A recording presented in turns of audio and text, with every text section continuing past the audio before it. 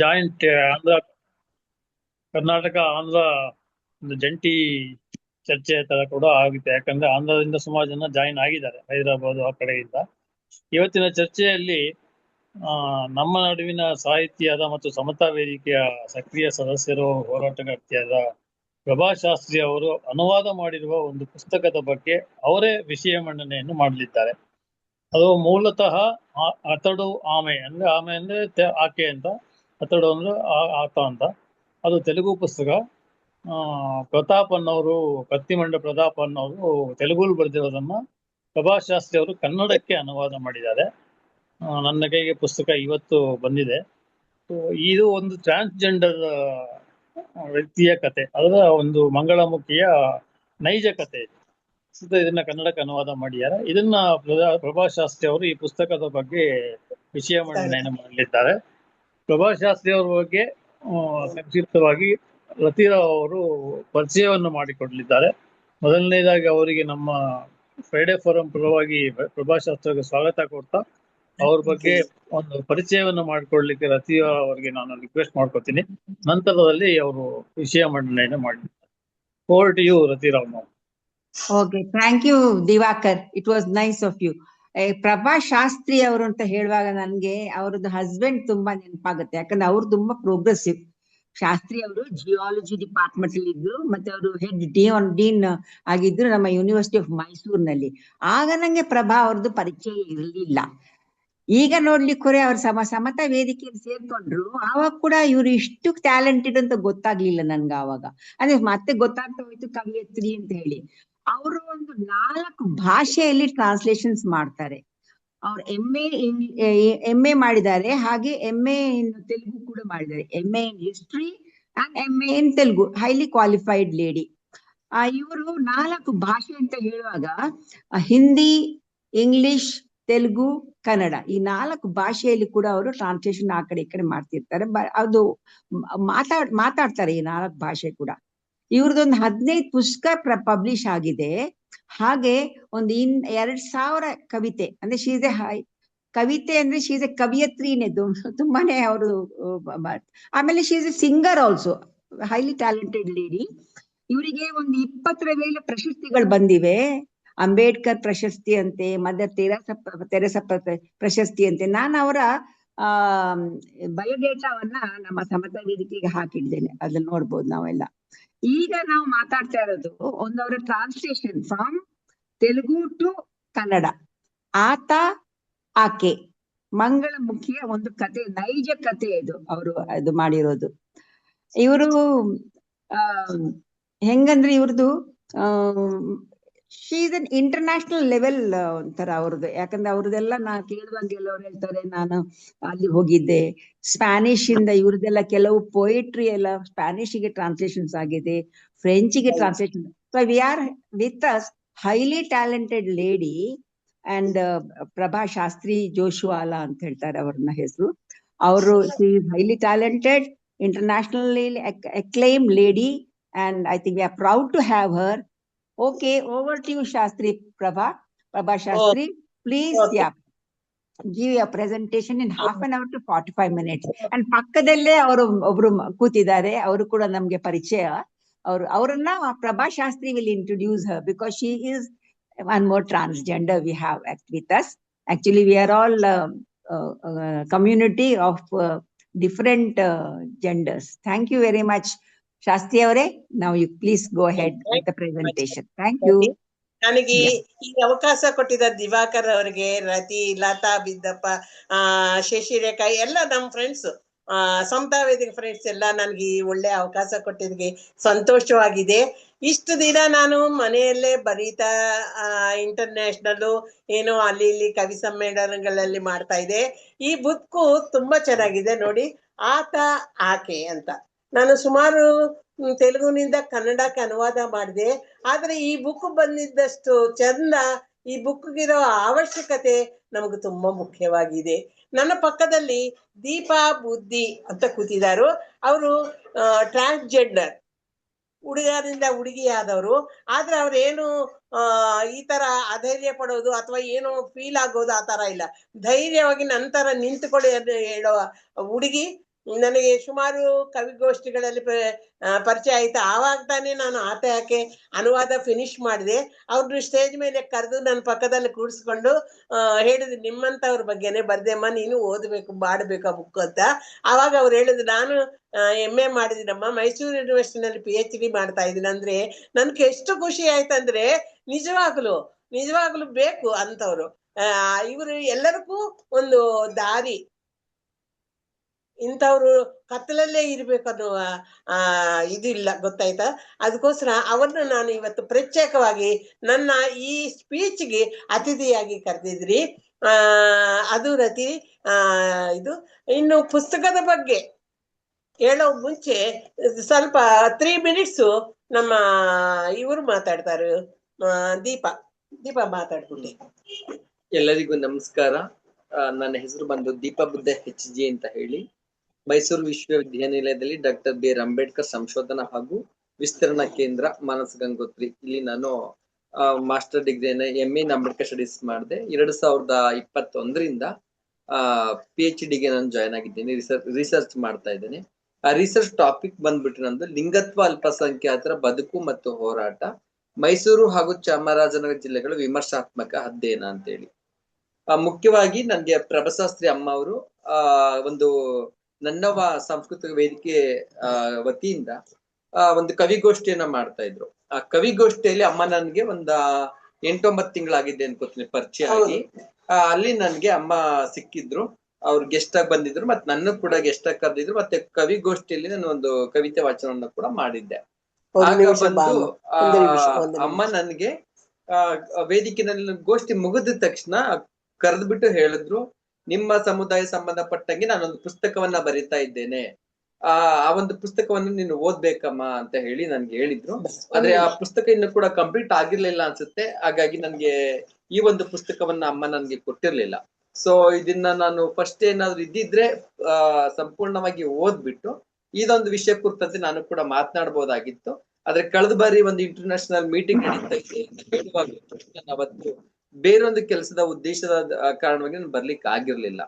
ಆದ್ರೆ ನನ್ನ ಒಂದು ಏನ್ ಹೇಳಕ್ ಇಷ್ಟಪಡ್ತೀನಿ ಅಂತ ಹೇಳಿದ್ರೆ, ಒಂದು ನಮ್ಮ ಸಮುದಾಯದ ಮೇಲಿನ ಇತ್ತೀಚಿನ ದಿನಗಳಲ್ಲಿ ಹಲವಾರು ರೀತಿಯ ಒಂದು ಕ್ಷೇತ್ರಗಳಲ್ಲಾಗಿರ್ಬೋದು, ಬೇರೆ ಬೇರೆ ವಿಷಯಗಳಲ್ಲಿ ನಮ್ಮ ಸಮುದಾಯಕ್ಕೆ ಸಂಬಂಧಪಟ್ಟಂಗೆ ವಿಷಯಗಳ ಮೇಲೆ ಬೆಳಕನ್ನ ಚೆಲ್ತಕ್ಕಂಥದನ್ನ ಸಾಹಿತಿಗಳು ಮಾಡ್ತಾ ಇದ್ದಾರೆ.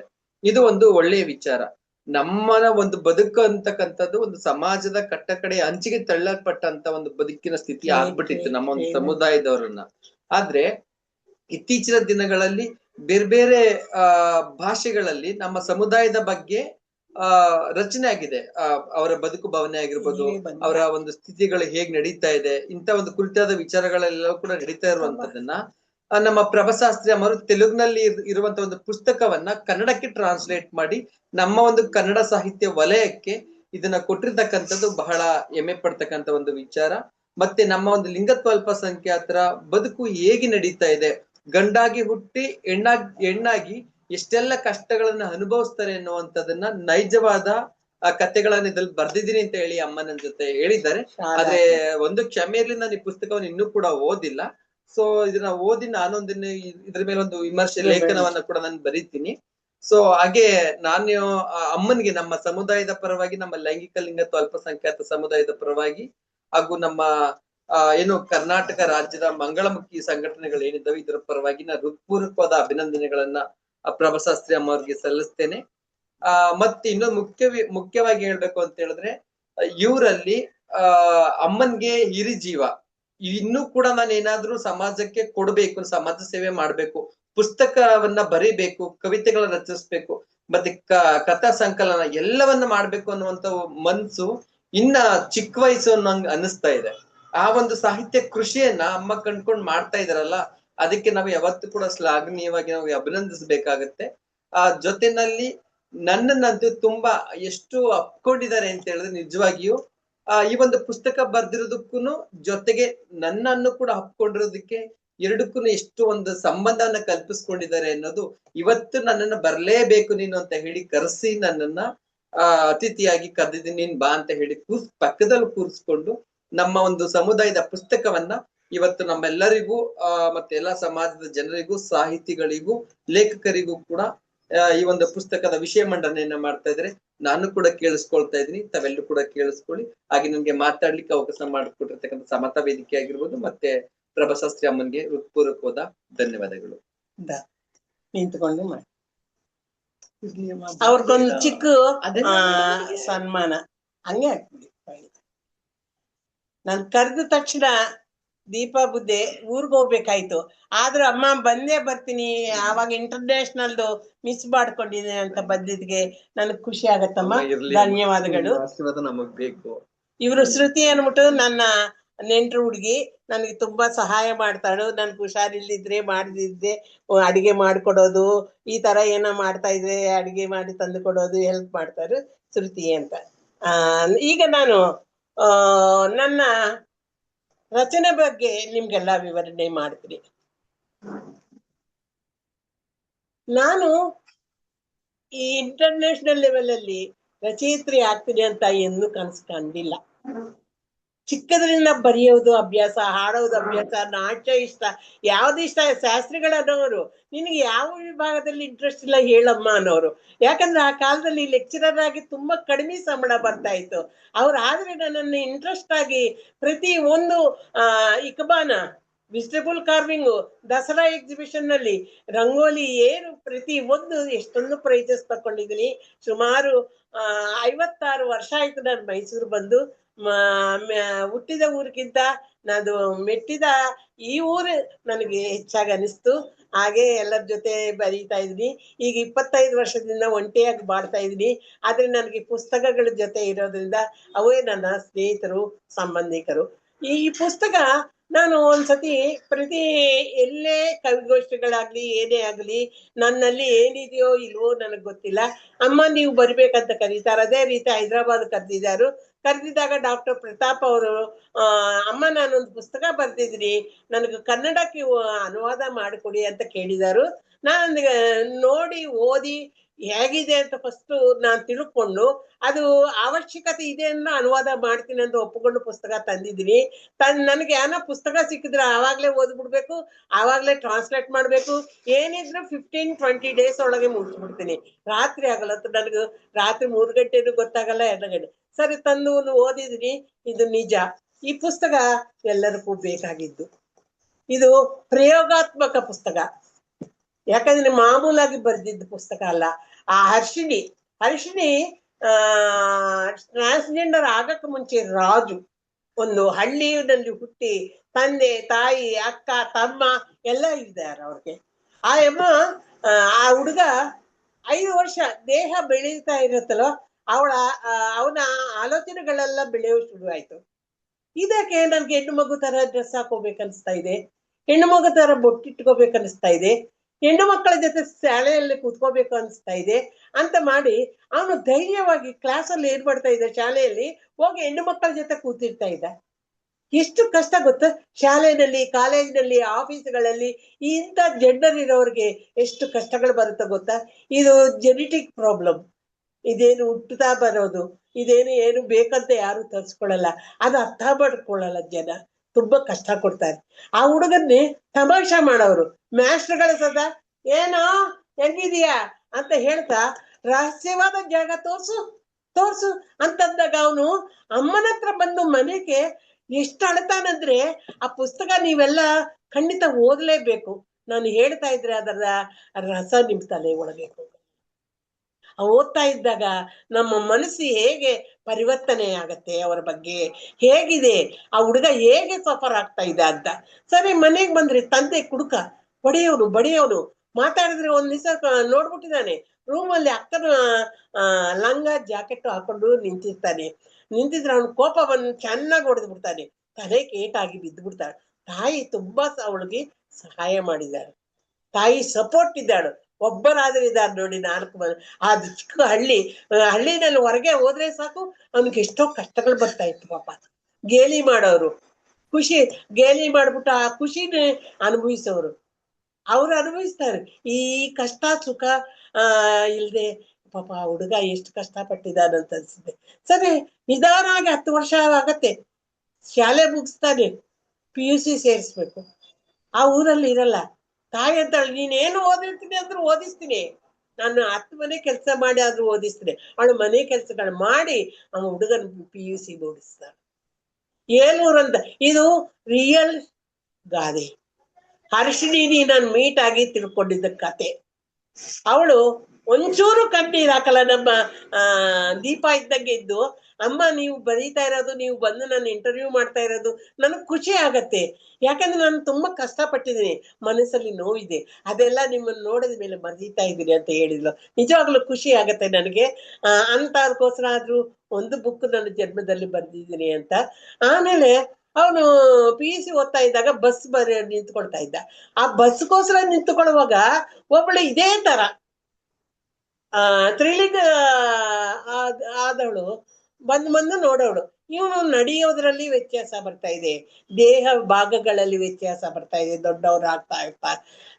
ಇದೇ ನಮ್ಮ ಸಂಸ್ಥೆಗೆ ಸಂಬಂಧಿಸಿದ ಹುಡುಗ ತರ ಇದ್ದಾನೆ ಅನ್ಬಿಟ್ಟು ಹತ್ರಕ್ಕೆ ಹೋಗ್ತಾಳೆ.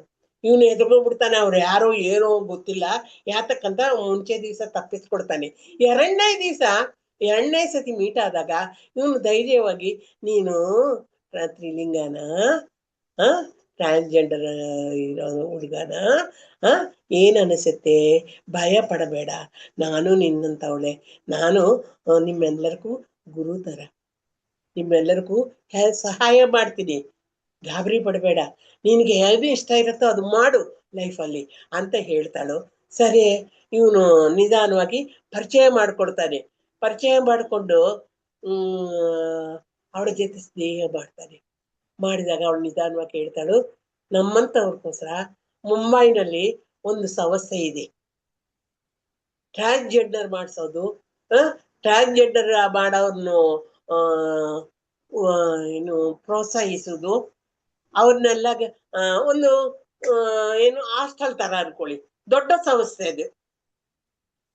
ಆ ಸಂಸ್ಥೆಯಲ್ಲಿ ನಾನು ನಿನ್ನನ್ನು ಕಳಿಸ್ತೀನಿ, ಹೋಗ್ತೀಯಾ ಅಂತ ಕೇಳ್ತಾಳು. ಅವನು ಚಿಕ್ಕವನು, ಇನ್ನೂ PUC ಓದ್ತಾ ಇರೋದು. ಆವಾಗ ಏನ್ ಮಾಡ್ತಾಳಂದ್ರೆ, ಏನ್ ಮಾಡ್ಬೇಕು ಅವನಿಗೆ ಗೊತ್ತಾಗಲ್ಲ. ಮನೆಗೆ ಬರ್ತಾನೆ, ಮಲಗ್ತಾನೆ, ತಾಯಿ ಹತ್ರ ಮಲಗ್ತಾನೆ. ಶಾಲೆಯಲ್ಲಿ ಏನಾದ್ರು ಕಾಲೇಜಿನಲ್ಲಿ ಏನಾದ್ರು ಏನ್ ಮಾಡ್ತಾನೆ, ತಾಯಿ ಹತ್ರ ಹೋಗಿ, ಅಮ್ಮ ನನ್ನನ್ನು ಯಾಕೆ ಹೀಗ್ ಮಾಡಿದ್ಯಾ, ಅಮ್ಮ ನನ್ನನ್ನು ನೋಡಿ ನಗ್ತಾ ಇದಾರಮ್ಮ, ಚಡ್ಡಿ ಬಿಚ್ಚು ತೋರ್ಸು ಅಂತ ಇದಾರಮ್ಮ ಮಾಸ್ಟರ್ಗಳು, ಎಲ್ಲ ಒಂಥರ ಗೇಲಿ ಮಾಡ್ತಾ ಇದಾರಂತ ಅಳ್ತಾ ಇದ್ದಾಗ ತಾಯಿ ತಬ್ಬಿಕೊಂಡು, ಅಳಬೇಡ ಪುಟ್ಟ, ನಿನ್ಗೆ ಒಳ್ಳೆ ದಿವಸಗಳು ಬರುತ್ತೆ, ನೀನು ನನಗೋಸ್ಕರ ಬಾಳ್ಬೇಕು, ಎಂತ ಕೆಲಸ ಮಾಡಬೇಡ ಅಂತ ಹೇಳೋರು. ಹಂಗೂ ಒಂದ್ ದಿವಸ ಅಮ್ಮನ ಸೀರೆ, ಅಮ್ಮ ಇಲ್ದಿದ್ದ ಸೀರೆ ಉಟ್ಕೊಂಡ್ಬಿಡ್ತಾನೆ. ಅದ್ ನೋಡ್ಬಿಟ್ಟು ತಂದೆ ಕುಡುಕ ಅಲ್ವಾ, ಹೊಡೆದು ಬಿಡ್ತಾನೆ. ಸತ್ತೇ ಹೋಗಿದ್ದಾನೆ ಅನ್ಕೊಳ್ತಾರು. ಹಳ್ಳಿಯವರೆಲ್ಲ ಬಂದು ಅವನು ಸ್ಮಶಾನಕ್ಕೆ ಕರ್ಕೊಂಡು ಹೋಗ್ತಾರು. ಆದ್ರೆ ಅವನು ಸತ್ತಿಲ್ಲ, ಅವನಲ್ಲಿ ಜೀವ ಇತ್ತು. ತಾಯಿ ಬಡಿಸು RMB ಡಾಕ್ಟರ್ಸ್ ಅಂತೀವಲ್ಲ, ಅವರ ಮೂಲಕ, ಇವ್ರ ಮೂಲಕ ಅವನು ಜೀವ ತರಿಸ್ತಾಳು. ಅವನು ತಿರುಗಿ ಆಗ್ತಾನೆ. ಆದ್ರೆ ಅವನಿಗೆ ತಲೆಯಲ್ಲಿ ಯೋಚನೆ ಬಂದ್ಬಿಟ್ಟಿದೆ, ನಾನು ಟ್ರಾನ್ಸ್ಜೆಂಡರ್ ಆಗಿದ್ದೀನಿ, ನಾನು ಇದು ಆಪರೇಷನ್ ಮಾಡಿಸ್ಕೋಬೇಕಾ, ಏನು ಮಾಡ್ಬೇಕು, ಈ ಸಮಾಜದಲ್ಲಿ, ಈ ಊರಲ್ಲಿ, ಹಳ್ಳಿನಲ್ಲಿ, ನಮ್ಮ ಮನೆಯಲ್ಲಿ ಬಾಳಕ್ಕೆ ನನಗೆ ಸಂತೋಷ ತರ್ತಾ ಇಲ್ಲ, ನಾನು ಹೊರ ಪ್ರಪಂಚ ನೋಡ್ಬೇಕು, ನನ್ನಂತವನ್ನ ನೋಡ್ಬೇಕು, ಅಕ್ಕ ಅಣ್ಣಂದ್ರನ್ನ ಅನ್ಕೊಂಡು ಧೈರ್ಯ ಮಾಡಿ ಆ ಬಸ್ ಸ್ಟ್ಯಾಂಡ್ ಅಲ್ಲಿ ಸಿಕ್ಕಿದವಳ ಜೊತೆ ಹೇಳ್ತಾನೆ, ನಾನು ಮುಂಬೈಗೆ ಹೋಗ್ತೀನಿ, ನನಗೆ ಎಲ್ಲ ಮಾಡಿಕೊಡ್ತೀಯ ಅಂತ. ಪಾಪ ಅವನು ಬಡವ, ರೈಲ್ ಟಿಕೆಟ್ ತಗೊಳಕ್ಕೆ ದುಡ್ಡಿರಲ್ಲ. ಕೊನೆಗೆ ಅಮ್ಮನ್ ಕೇಳನವ, ನಾನು ಮನೆಯಿಂದ ಹೋಗ್ತಾ ಇದ್ದೀನಿ ಅಂತ ಯೋಚನೆ ಮಾಡ್ತಾನೆ. ಇಲ್ಲ, ಅಮ್ಮ ನಿಲ್ಸ್ಬಿಡ್ತಾಳು, ಈಗ ಪ್ರಾಣ ಹೋಗೋದನ್ನೇ ನಿಲ್ಸಿದವಳು ನನ್ನನ್ನು ಹೋಗಕ್ ಬಿಡ್ತಾಳ ಅಂದ್ಬಿಟ್ಟು ಮನೇನೆಲ್ಲ ಅಮ್ಮ ಕೆಲಸ ಮಾಡಿದ ದುಡ್ಡು ಕದ್ಬಿಟ್ಟು ಆ ದುಡ್ಡು ತಕೊಂಡು ಅವಳ ಹತ್ರಕ್ಕೆ ಹೋಗಿ ನನ್ನನ್ನು ಟ್ರೈನಲ್ಲಿ ಕಳ್ಸೋದ್ದಾಳು. ಅವಳು ತುಂಬಾ ಒಳ್ಳೆಯವಳು. ಬೋಂಬೆನಲ್ಲಿ ಇಂಥ ಸಂಸ್ಥೆ ಇದೆ ಅಂತ ಹೇಳಿದ್ರ, ಅಲ್ಲಿ ಸಾವಿರಾರು ಜನ ಇದ್ದಾರೆ,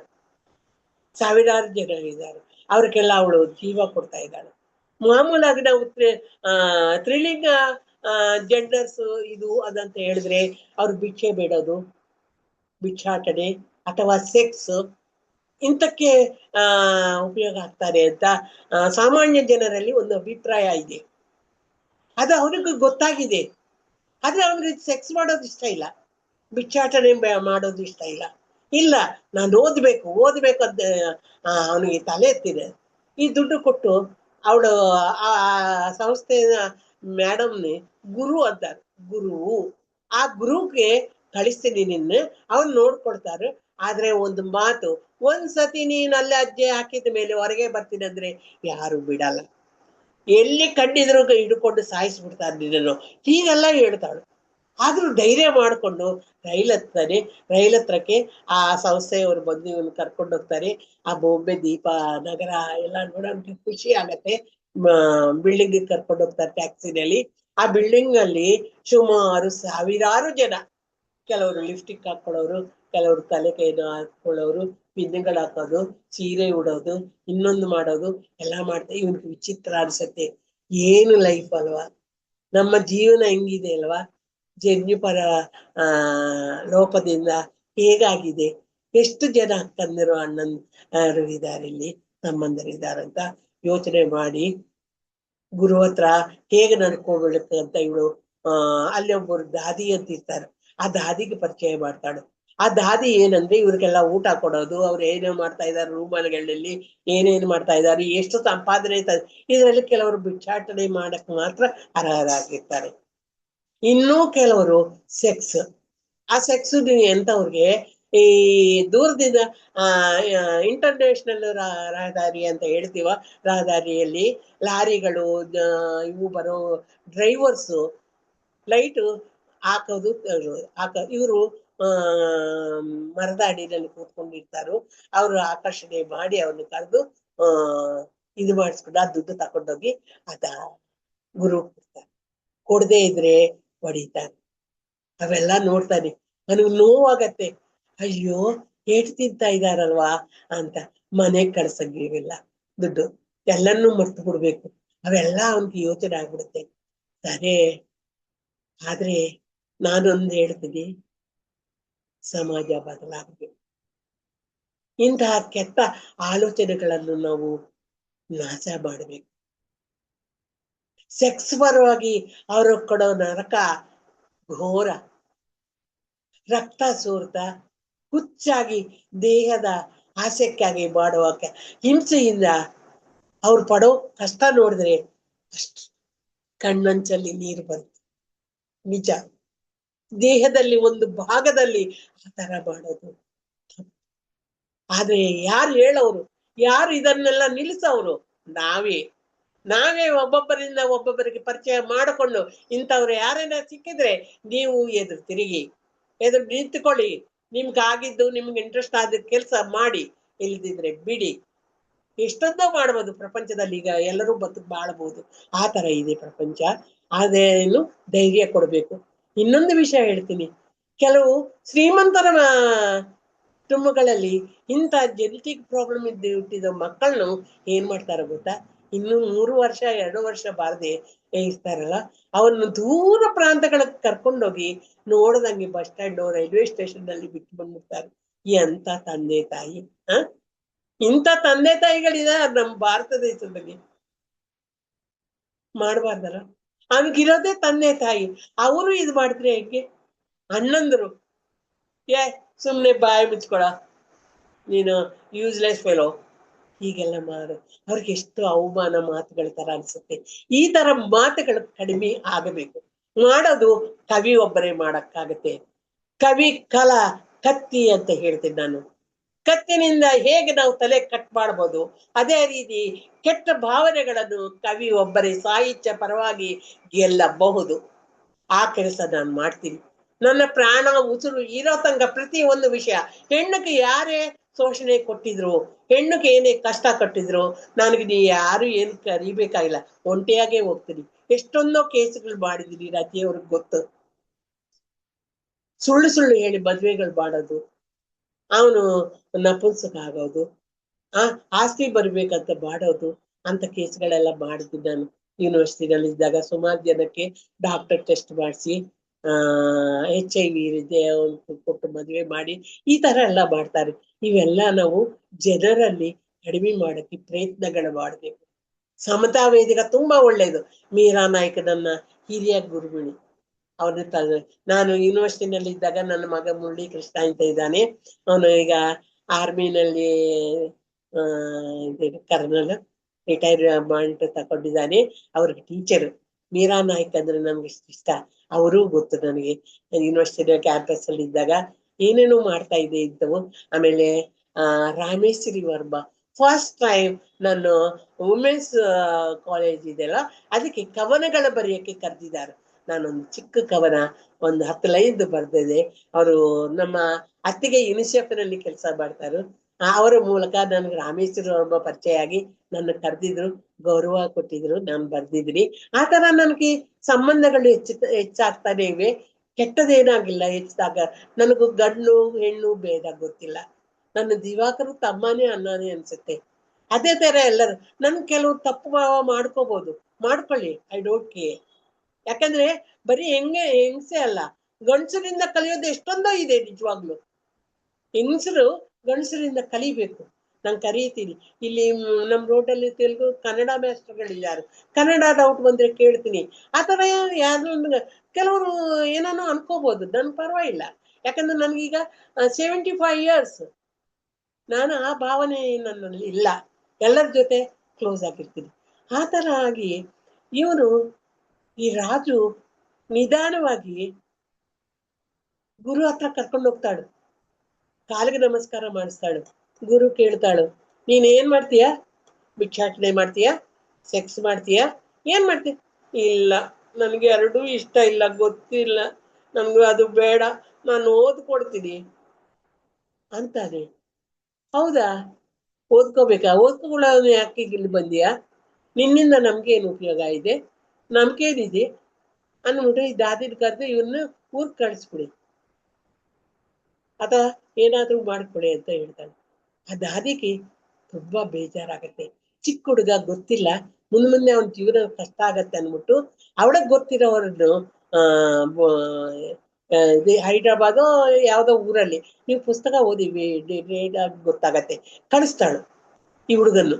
ಹೈಯರ್ ಸ್ಟಡೀಸ್ ಕಳಿಸ್ತಾಳು. ಅವ್ರು ಏನಂದ್ರೆ ಇಂಥವ್ರಿಗೆ ಹೈಯರ್ ಸ್ಟಡೀಸ್ ಮಾಡಿಸೋದು, ಖರ್ಚು ಮಾಡೋದು, ಅವ್ರಿಗೆ ಏನೇನ್ ಬೇಕೋ ಮಾಡೋ ವ್ಯವಸ್ಥೆ ಇದೆ. ಆಯಮ್ಮ ಈ ಹುಡುಗನ್ ನೋಡಿ ತುಂಬಾ ಖುಷಿ ಪಟ್ಬಿಟ್ಟು, ನೀನು ತುಂಬಾ ಚೆನ್ನಾಗಿ ಓದ್ತಾ ಇದೀಯ ಅಂದ್ಬಿಟ್ಟು ಇಂಜಿನಿಯರಿಂಗ್ ಮಾಡಿಸಿದ್ದಾರೆ. ಹರ್ಷಿಣಿ ಇಂಜಿನಿಯರ್ ಮಾಡಿದಾಳು, NGO ನಲ್ಲಿ ಕೆಲಸ ಮಾಡಿದಾಳು, ಪೊಲೀಸ್ ಇನ್ಸ್ಪೆಕ್ಟರ್ ಆಗಿ ಕೆಲಸ ಮಾಡಿದಾಳು, ಆಮೇಲೆ ಆಂಕರಿಂಗ್ ಮಾಡಿದಾಳು, ಆಕ್ಟಿಂಗ್ ಮಾಡಿದಾಳು. ಯಾತಕ್ ಮಾಡಿದಾಳು? ತನ್ನ ಆಪರೇಷನ್ ಮಾಡಿಸ್ಕೋಬೇಕು, ತನ್ನ ಟ್ರಾನ್ಸ್ಜೆಂಡರ್ ಅನ್ನು ಚೇಂಜ್ ಮಾಡ್ಕೋಬೇಕು ಅನ್ಕೊಂಡಿದ್ದೆ. ನಾನು ಹೆಣ್ಣು ಆಗ್ಬೇಕು ಅಂತ ಪ್ರಯತ್ನ. ಅದಕ್ಕೆ ಖರ್ಚು 1.5 ಲಕ್ಷ ಸಂಪಾದನೆ ಮಾಡ್ಬೇಕು. ಲೆಕ್ಚರರ್ ಆಗಿ ಮಾಡ್ತಾ ಇದ್ದಾಗ್ಲೇ ಇಂತಹ ಹುಡುಗರ ಫ್ಯಾಮಿಲಿಗಳಿಗೆಲ್ಲ NGO ನಿಂದ ಹೋಗಿ ಉತ್ಸಾಹವಾಗಿ ಅವ್ರಿಗೆಲ್ಲ ಹೇಳೋಳು, ತಂದೆ ತಾಯಿ ಬಂದ್ರೆ ನೀವು ಈಗ ಮಾಡ್ಬೇಡಿ ಅಂತ. ಆ ತರ ಸಫರ್ ಆಗ್ತಾ ಈ ಹುಡುಗರು, ನೀನು ಸೂಸೈಡ್ ಇದು ಮಾಡ್ಕೋಬೇಡ, ನಿನಗೂ ಬಾಳಕ್ಕೆ ಅಧಿಕಾರ ಇದೆ, ನಿನಗೂ ನ್ಯಾಯ ಇದೆ. ಆದ್ರೆ ನಮ್ಮ ಭಾರತ ದೇಶದಲ್ಲಿ ನ್ಯಾಯ ವ್ಯವಸ್ಥೆ ಚೆನ್ನಾಗಿದೆ, ಮಾಡಿದೆ. ಆದ್ರೆ ಅದು ಪ್ರಜೆಗಳ ಒಳಗೆ ಹೋಗ್ಬೇಕು, ಅವರು ಓದ್ಕೋಬೇಕು, ತಿಳ್ಕೋಬೇಕು. ಅದ್ರ ಬಗ್ಗೆ ಏನಿದೆ, ಏನು ನಾವು ಅನುಭವಿಸಬಹುದು. ಈಗ ದೀಪ ಆದ್ರೆ ಓದ್ಕೊಂಡಿದ್ದಾರೆ, ಅದಕ್ಕೆ ಮಿನಿಮಮ್ ಎಜುಕೇಶನ್ ಇರಬೇಕು. PUC ಆಗ್ಲಿ, BA ಆಗ್ಲಿ, BSc ಆಗ್ಲಿ, ಏನಾದ್ರೂ ಮಾಡ್ಲಿ, ಅವ್ರಿಗೆ ನಾಲೆಡ್ಜ್ ಇರುತ್ತೆ. ಆ ನಾಲೆಡ್ಜ್ ಇವನು ಲೆಕ್ಚರರ್ ಎಲ್ಲಿ ಕಾಲೇಜಿನಲ್ಲಿ ಓದಿದಾನೋ ಅಲ್ಲಿ ಲೆಕ್ಚರರ್ ಆಗ್ತಾನೆ. ಅವನು ಲೆಕ್ಚರ್ ಮಾಡಿದ್ರೆ ಅಷ್ಟು ಚೆನ್ನಾಗಿರ್ತಾ ಇತ್ತು. ಅಲ್ಲಿ ತನಕ ರಾಜು ಅಂತ ಹೆಸರಲ್ಲೇ ಇದ್ದಾಳು. ಯಾವಾಗ 1.5 ಲಕ್ಷ ದುಡ್ಡು ಮಾಡ್ಕೊಳ್ಳೋ ಮತ್ತೆ ಬಂದಿದ್ದಾಳು. ಒಮ್ಮೆ ಗುರು ಹತ್ರ ಬಂದು, ನೀವ್ ಹೇಳಿದ್ರಲ್ಲ ದುಡ್ಡು ತಕೊಂಡ್ಬನ್ನಿ ಅಂತ, ತಂದಿದ್ದೀನಿ, ನನ್ಗೆ ಆಪರೇಷನ್ ಮಾಡಿಸಿ ನನಗೆ ಜೀವ ಕೊಡಿ ಅಂತ ಬೀಳ್ಕೊಡ್ತಾನೆ. ಸರಿ, ಅವಳು ಡಾಕ್ಟರ್ಸ್ ಜೊತೆ ಮಾತಾಡ್ತಾಳೆ. ಎಲ್ಲ ಡಾಕ್ಟರ್ಸ್ ಇದು ಸರಿ ಆಗತ್ತೆ ಅಂತ ಹೇಳಕ್ಕಾಗಲ್ಲ. ಕೆಲವು ಸತಿ ಅದು ವಿರುದ್ಧವಾಗಿ ಆಗಬಹುದು, ಪ್ರಾಣಗಳು ಕಳ್ಕೋಬಹುದು. ತುಂಬಾ ಕಷ್ಟ ಈ ಆಪರೇಷನ್. ಮಿನಿಮಮ್ 5 hours ಬೇಕು. ಆಮೇಲೆ ತುಂಬಾ ನೋವು, ತುಂಬಾ ಕಷ್ಟ, ಮಾಡೋರು ಬೇಕು. 15-20 ದಿವಸ ಬೆಡ್ ಮೇಲೆ ಇರ್ಬೇಕು. ಇವೆಲ್ಲ ಇವೆ. ಅವೆಲ್ಲ ಗುರು ದಾದಿ ಅವನಿಗೆ ಮಾಡಿದ್ದಾರೆ. ಅವನಲ್ಲಿ ಇರೋ ಒಳ್ಳೆ ಉದ್ದೇಶ ನೋಡಿ. ಡಾಕ್ಟರು ವಿಶ್ ಮಾಡ್ತಾರೆ. ಅವ್ರ ಡಾಕ್ಟರ್ ಹೆಸರು ಯು ಆರ್ ಸಕ್ಸಸ್ ಅಂತ. ಆಪರೇಷನ್ ಮಾಡಿದ್ವಿ. ಆಪರೇಷನ್ ಮಾಡುವಾಗ ಈ ಚೆಸ್ಟ್ ಆದ್ರೆ ಮಾಡಬಹುದು, ಬೇರೆ ಅಂಗಕ್ಕೆ ಮಾಡುವ ಜ್ಞಾನಾಂಗ ಮಾಡುವಾಗ ಬಹಳ ಕಷ್ಟ, ಬಹಳ ನೋವು. ಅದನ್ನು ಅನುಭವಿಸಿದಾಳ ಅವಳು. ಮಾಡ್ಕೊಂಡು ಎಲ್ಲ ಮಾಡಿದ್ಮೇಲೆ ತನ್ನ ಹೆಸರು ಹರ್ಷಿಣಿಯಾಗಿ ಬದಲಾಯಿಸ್ಕೊಳ್ತಾಳೆ. ಅಲ್ಲಿ ತನಕ ರಾಜು ಅನ್ನೋಳು ಹರ್ಷಿಣಿ ಆಗ್ತಾಳು. ಹರ್ಷಿಣಿ ಆದ್ಮೇಲೆ ಆ ಸಂಸ್ಥೆಗಳಲ್ಲಿ ಈ ತರ ಟ್ರಾನ್ಸ್ಜೆಂಡರ್ಸ್ ಆದವ್ರಿಗೆ ಒಂದು ಮದುವೆ ತರ ಸಂಭ್ರಮ ಮಾಡ್ತಾರೆ, ವೈಭವವಾಗಿ. ದುಡ್ಡು ಖರ್ಚು ಹೆಂಗ್ ಮಾಡ್ತಾಳೆ ಅಂದ್ರೆ ಗುರು ದಾದಿ ಎಲ್ಲಾನು ಒಳ್ಳೆ ವಿಂದು ಊಟ, ಭಜನೆ, ಹಾಡುಗಳು, ಸಿನಿಮಾ ಹಾಡುಗಳಿಗೆ ಡ್ಯಾನ್ಸ್ಗಳು. ಆ ಪೂರ್ತಿ ದಿವಸ ಅವ್ರಿಗೆ ಯಾವ ರೂಲ್ಸು ಇಲ್ಲ, ಫ್ರೀ ಆಗಿ ವಿಪರೀತ ಒಳ್ಳೆ ಒಳ್ಳೆ ಡ್ರೆಸ್ಗಳು ಹಾಕೊಂಡು ಎಲ್ಲರ ಜೊತೆ ಆಗಿ ಬರೋದು. ಅದೆಲ್ಲ ನೋಡ್ಬೇಕು. ಅದು ಮುರ್ಗಿ ಅಂತಾರೆ. ಮುರ್ಗಿ ಅಂತ ಒಂದು ತೆಂಗಿನಕಾಯಿ ಮೇಲೆ ಅಲಂಕಾರ ಮಾಡಿ ದೇವತೆಯಾಗಿ ನೋಡ್ತಾ ನಿಂತವ್ರು. ಅವ್ರಿಗೆ ದೇವತೆ, ಆ ದೇವತೆ ಪೂಜೆ ಮಾಡಿಸ್ತಾರೆ. ಅರ್ಶಿಣ ಹಚ್ಚಿ ಬಿಸಿ ಬಿಸಿ ನೀರು ಹುಯ್ತಾರೆ. ಈಗಷ್ಟ ಒಂದು ತಿಂಗಳ ತನಕ ಏನಿರಲ್ಲ, ಬರೀ ಓಡಿಸೋದು ಆ ತರ ಇರತ್ತಲ್ಲ ಮಾಡಿ ಅರ್ಶಿಣ ಹಚ್ಚಿ, ಅರ್ಶಿಣ ಸೀರೆ ಎಲ್ಲ ಅರ್ಶಿಣ, ಆ ಅರ್ಶಿಣ ಇರೋ ಗಿಡಗಳು ಡೆಕೋರೇಷನ್ ಎಲ್ಲ ಮಾಡಿ ನಿಜವಾಗ್ಲು ಅರ್ಶಿಣಿ ಇರ್ತಾಳೆ, ಬ್ಯೂಟಿಫುಲ್ ಆಗಿದ್ದಾಳೆ ನಿಜವಾಗ್ಲು. ನಾನು ಫೋಟೋ ಕಳಿಸಿದ್ದೀನಿ ನೋಡಿ. ಬೆಳ್ಳಕ್ಕಿರ್ತಾಳು, ಆಮೇಲೆ ಕಣ್ಣುಗಳು ಚೆನ್ನಾಗಿವೆ. ಒಂಥರ ಅವಳು ನ್ಯಾಚುರಲ್ ಆಗಿ ಸ್ವಲ್ಪ ಹೆಣ್ಣು ಹೋಲಿಕೆಗಳು ಇರೋದ್ರಿಂದ ಆಪರೇಷನ್ ಮೂಲಕ, ಆಮೇಲೆ ಕೆಲವು ಬ್ಯೂಟಿ ಪಾರ್ಲರ್ ಮೂಲಕ ತುಂಬಾ ಬ್ಯೂಟಿಯಾಗಿ ಆಗಿದ್ದಾಳು. ಆ ತರ ತಕೊಂಡು ಅವಳಿಗೆ ಅವಾಗ ನೆನಪಾಗತ್ತೆ, ಓ ನಾನೀಗ ಜಗತ್ತಲ್ಲಿ ಬಾಳಬಹುದು, ನಾನು ಹೆಣ್ಣುಡುಗಿ, ನನ್ನಂತವ್ರಿಗೆ ನಾನು ಸಹಾಯ ಮಾಡಬೇಕು, ನಾನು ಏನಾದ್ರೂ ಮಾಡ್ಬೇಕು ಅನ್ಕೊಂಡು ಹೈದರಾಬಾದ್ ಬಂದ್ಬಿಡ್ತಾಳೆ. ಹೈದರಾಬಾದ್ ಬಂದು NGO ಆಫೀಸ್ನಲ್ಲಿ ಕೆಲ್ಸಕ್ಕೆ ಸೇರ್ಕೊಳ್ತಾಳೆ. ಕೆಲ್ಸಕ್ಕೆ ಸೇರಿದಾಗ ಖುಷಿ ಬಿಸಿ ಮಾತುಗಳು, ಹಿಂದೆ ಗೇಲಿ ಮಾಡೋದು ಎಲ್ಲ ಅನುಭವಿಸಿದಾಳು. ಉದ್ಯೋಗಸ್ಥ ಮಾಡ್ತಾರೆ ಕೆಲವರು, ಅವ್ರಿಗೆ ಯಾವ ವಿಷಯ ಸಿಗದೆ ಇದ್ರು ಅದ್ರ ಮೇಲೆ ಮಾತುಗಳು ಮಾತಾಡಿ ಹಿಂಸೆ ಕೊಟ್ರೆ ಅವಳು ಗಮನ ಕೊಟ್ಟಿಲ್ಲ, ಶೇಕ್ ಹ್ಯಾಂಡ್ ಕೊಡೋವಳು, ಆ ತರ ಮಾಡ್ತಾ ಇದ್ದಾಳೆ. ಅದೇ ಅವಳಿಗೆ ಊರು ನೆನಪಾಗತ್ತೆ, ಹಳ್ಳಿ ನೆನಪಾಗತ್ತೆ, ಅಮ್ಮ ನೆನಪಾಗ್ತಾಳೆ, ಅಕ್ಕ ನೆನಪಾಗ್ತಾಳೆ. ಈ ಸಂದರ್ಭದಲ್ಲಿ ಒಂದು ಹೇಳಬೇಕು, ಅಕ್ಕ ಹಬ್ಬ ಊರ್ನೆಲ್ಲನ್ನು ಕರೆದು ಧಾವಣಿ ಹಾಕಿಸಿ ಹಬ್ಬ ಮಾಡ್ತಾಳು. ನನಗೂ ಮಾಡಮ್ಮ ಅಂತ ಹೇಳ್ತಾನೆ. ಇಲ್ಲ ಕಣೋ, ನಿನ್ಗಿಲ್ಲ, ನೀನ್ ಗಂಡು, ನಿಕ್ಕರು ಶರ್ಟು ಹಾಕೋಬೇಕು ಅಂತ ಸಮಾಧಾನ ಮಾಡ್ತಾಳೆ. ಆದ್ರೂ ಅವ್ನು ಏನ್ ಮಾಡ್ತಾನೆ ಅಂದ್ರೆ ಕಡತನವಾಗಿ ಉಯ್ಯಾಲೆನಲ್ಲಿ ಕೂತ್ಕೊಂಡು ಬೇಕಾದ ರಕ್ತ ಕಾಣಿಸ್ಬೇಕು ಅನ್ಕೊಂಡು ಬೀಳ್ತಾನೆ. ಉಯ್ಯಾಲೆನಿಂದ ಬಿದ್ರೆ ಅವ್ರ ಅಮ್ಮ ನನಗೂ ರಕ್ತ ಬರ್ತಾ ಇದೆ ನೋಡು, ನನಗೂ ಮಾಡ ಅಕ್ಕನಿಗೆ ಮಾಡಿದಂಗೆ ಅಂತ ಪಾಪ ತಾಯಿ ಅಳ್ತಾಳು. ನಿಜವಾಗ್ಲು ಅಷ್ಟು ಅಳು ಬರುತ್ತೆ. ಇಲ್ಲ ಪುಟ್ಟ, ನೀನ್ ಹಿಂಗೆ ಚೆನ್ನಾಗಿದೆ ಅಂತ ಸಮಾಧಾನ ಮಾಡ್ತಾಳು. ಅದಕ್ಕೆ ಅವಳಿಗೆ ಊರ್ಗ್ ಬರ್ಬೇಕಂತ ಬರ್ತಾಳು. ಊರಲ್ಲಿ ಬಸ್ ಇಳಿದು ಅಲ್ಲಿ ನಡ್ಕೊಂಡೇ ಬರ್ಬೇಕು ಮನೆಗೆ. ನಡ್ಕೊಂಡ್ ಬರ್ತಾ ಇದ್ರೆ ನಡೆಯೋದ್ರಲ್ಲಿ ಲಿಂಗ ಭೇದ ಆಗಿದ್ರು ರಾಜು ಅಂತ ಎಲ್ಲರೂ ಹಳ್ಳಿಯವ್ರು ಬಿಟ್ಟಿದ್ದಾರೆ. ರಾಜು ಬಂದ್ಬಿಟ್ಟ, ರಾಜು ಬಂದ್ಬಿಟ್ಟ ಅಂದ್ಬಿಟ್ಟು ಊರವರೆಲ್ಲ ದೊಡ್ಡವರು ಹಿರಿಯರು ಎಲ್ಲ ಬಂದ್ಬಿಟ್ಟಿದ್ದಾರೆ. ಮನೆಗೆ ಹೋಗಿ ಹೇಳಿದಾರೆ, ನಿಮ್ ರಾಜು ವಾಪಸ್ ಬಂದಿದ್ದಾನೆ ಅಂತ. ಮನೆಗೆ ಹೋಗ್ತಾನೆ ಒಳಗೆಗೆ.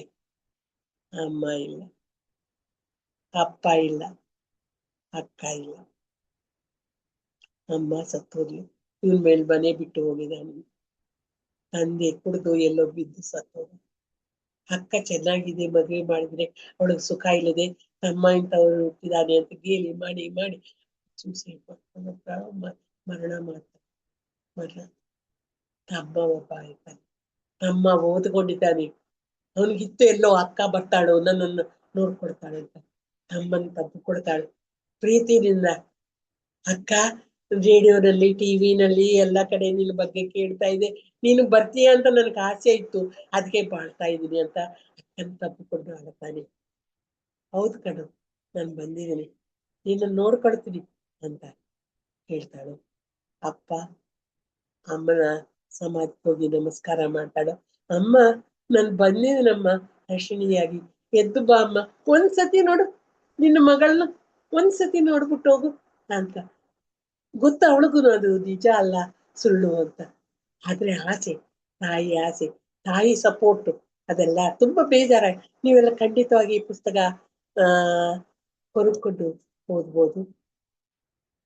ಆದಷ್ಟು ದುಡ್ಡು ಕೊಡಕ್ಕಾಗದೆ ಇರೋದು ನಾನು ಇಲ್ಲಿ ತನಕ ನಾನು ಯಾವ ಪುಸ್ತಕ ಮಾರಿಲ್ಲ, ದುಡ್ಡು ಸಂಪಾದನೆ ಮಾಡಿಲ್ಲ, ನನ್ಗಿಷ್ಟ ಇಲ್ಲ. ಆದ್ರೆ ಇದು ನನಗೆ ಪ್ರಿಂಟ್ ಮಾಡಿ ಕೊಟ್ಟವರು ಆಂಧ್ರದವರು, ಒಬ್ಬರು ಉಚಿತವಾಗಿ ಕೊಟ್ಟಿದ್ದಾರೆ ನನಗೆ. ಆದ್ರೆ ಅವ್ರ ಹತ್ರ ಉಚಿತವಾಗಿ ತಕೊಳ್ಳೋದು ನನಗೆ ಇಷ್ಟ ಆಗ್ತಾ ಇಲ್ಲ. ಪ್ರತಿಯೊಂದು ಬುಕ್ಕು ನನಗೆ ಉಚಿತವಾಗಿ ಮಾಡಿಕೊಡ್ತಾ ಇದ್ರು. ಅದಕ್ಕೋಸ್ಕರ ಇಷ್ಟ ಇದೆ ಅಂದ್ರೆ ರತಿ ಅವ್ರಿಗೆ ಹೇಳಿದ್ರೆ ಎಷ್ಟು ಬುಕ್ಸ್ ಬೇಕಂದ್ರೆ ತರಿಸ್ಕೊಡ್ತೀನಿ. ಎಲ್ಲರೂ ಓದಿ, ಒಂದು ಬುಕ್ ನಿಮ್ಮ ಮನೆಯಲ್ಲಿ ಇಟ್ಕೊಳ್ಳಿ. ಯಾರೇ ನಿಂತವ್ರು ಸಿಕ್ಕಿದ್ರೆ ಹೇಳಿ, ಮಾತಾಡಿ ಅಂತ ಕೇಳ್ಕೊಳ್ತಾ ಇದೀನಿ. ನಮ್ಮನ್ನ ಹೈದರಾಬಾದ್ ಕರ್ಕೊಂಡ್ಬರ್ತಾಳು, ಇಂಜಿನಿಯರಿಂಗ್ ಸೇರಿಸ್ತಾಳು. ಈಗಲೂ ಇದ್ದಾಳು ಜೀವಂತವಾಗಿ. ನಾನು ಅವಳನ್ನ ಮೈಸೂರು ಕರಿಬೇಕಂತ ಅನ್ಕೊಂಡು ಒಂದೊಂದು ದೊಡ್ಡ ಪ್ರೋಗ್ರಾಮ್ ಮಾಡ್ಬೇಕಂತ ಯೋಚನೆ ಮಾಡ್ತಾ ಇದ್ದೀನಿ. ಅಕ್ಟೋಬರ್ ಮುಂಚೆ, ಅಕ್ಟೋಬರ್ ಅಲ್ಲಿ ನಮ್ಮ ಮೈಸೂರೆಲ್ಲ ಬ್ಯುಸಿ ಇರುತ್ತಲ್ವಾ, ಮಾಡ್ತಾ ಇದೀನಿ. ಏನ್ ಅನಿಸ್ತು ನನ್ನ ಕತೆ ಬಗ್ಗೆ, ನನ್ನ ಪ್ರವಚನ ಬಗ್ಗೆ ನೀವು ನಿರ್ಮೋಹವಾಗಿ ಕಂಠಿತವಾಗಿ ನನಗೂ ತಿಳಿಸಿ ಬೇಸಿ. ಅದು ಹೋಗ್ತಾ ಇದೆ ಅಲ್ವಾ? ಏನಾಗುತ್ತೆ, ನೀರಿಗೆ ಬಿಟ್ಟಾಗ ನಾವು ಡ್ರಮ್ ತುಂಬ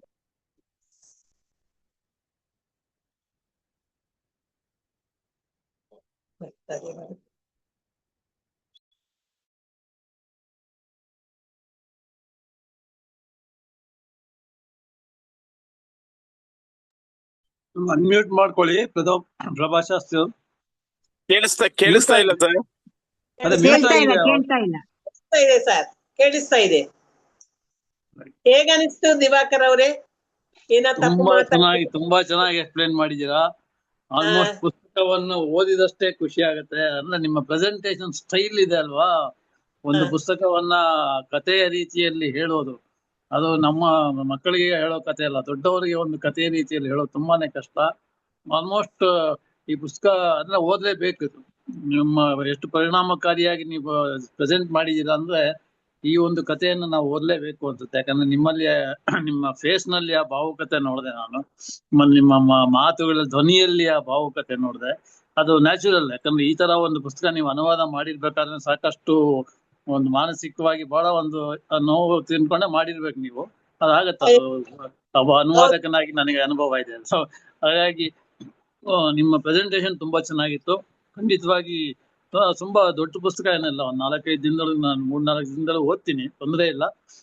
ಓದಿದ ಮೇಲೆ ಇದ್ರ ಬಗ್ಗೆ ಬರೀತೀನಿ ನಾನು. ಯಾಕಂದ್ರೆ ಇದು ಈ ರೀತಿಯ ಪುಸ್ತಕಗಳು ಒಂದು ಅನುವಾದದ ರೂಪದಲ್ಲಿ, ಯಾಕಂದ್ರೆ ಮತ್ತೊಂದು ರಾಜ್ಯದ ಒಬ್ಬ ವ್ಯಕ್ತಿಯ ಬಗ್ಗೆ, ಮಂಗಳಮುಖಿಯಾಗಿ ಕನ್ವರ್ಟ್ ಆದಂತ ಒಬ್ಬ ವ್ಯಕ್ತಿಯ ಬಗ್ಗೆ ಕನ್ನಡದಲ್ಲಿ ನೀವು ಅನುವಾದ ಮಾಡಿಕೊಟ್ಟಿರೋದು, ಅದೊಂದು ಅಂತಾರಾಜ್ಯ ಸಂಬಂಧಗಳಲ್ಲಿ ಆ ಒಂದು ಕಲ್ಚರ್ ನಮ್ಮಲ್ಲಿ ಒಂದು ಇಂಟ್ರೊಡ್ಯೂಸ್ ಮಾಡ್ದಂಗೆ ಕೂಡ ನಿಮ್ಗೆ ಆಗತ್ತೆ.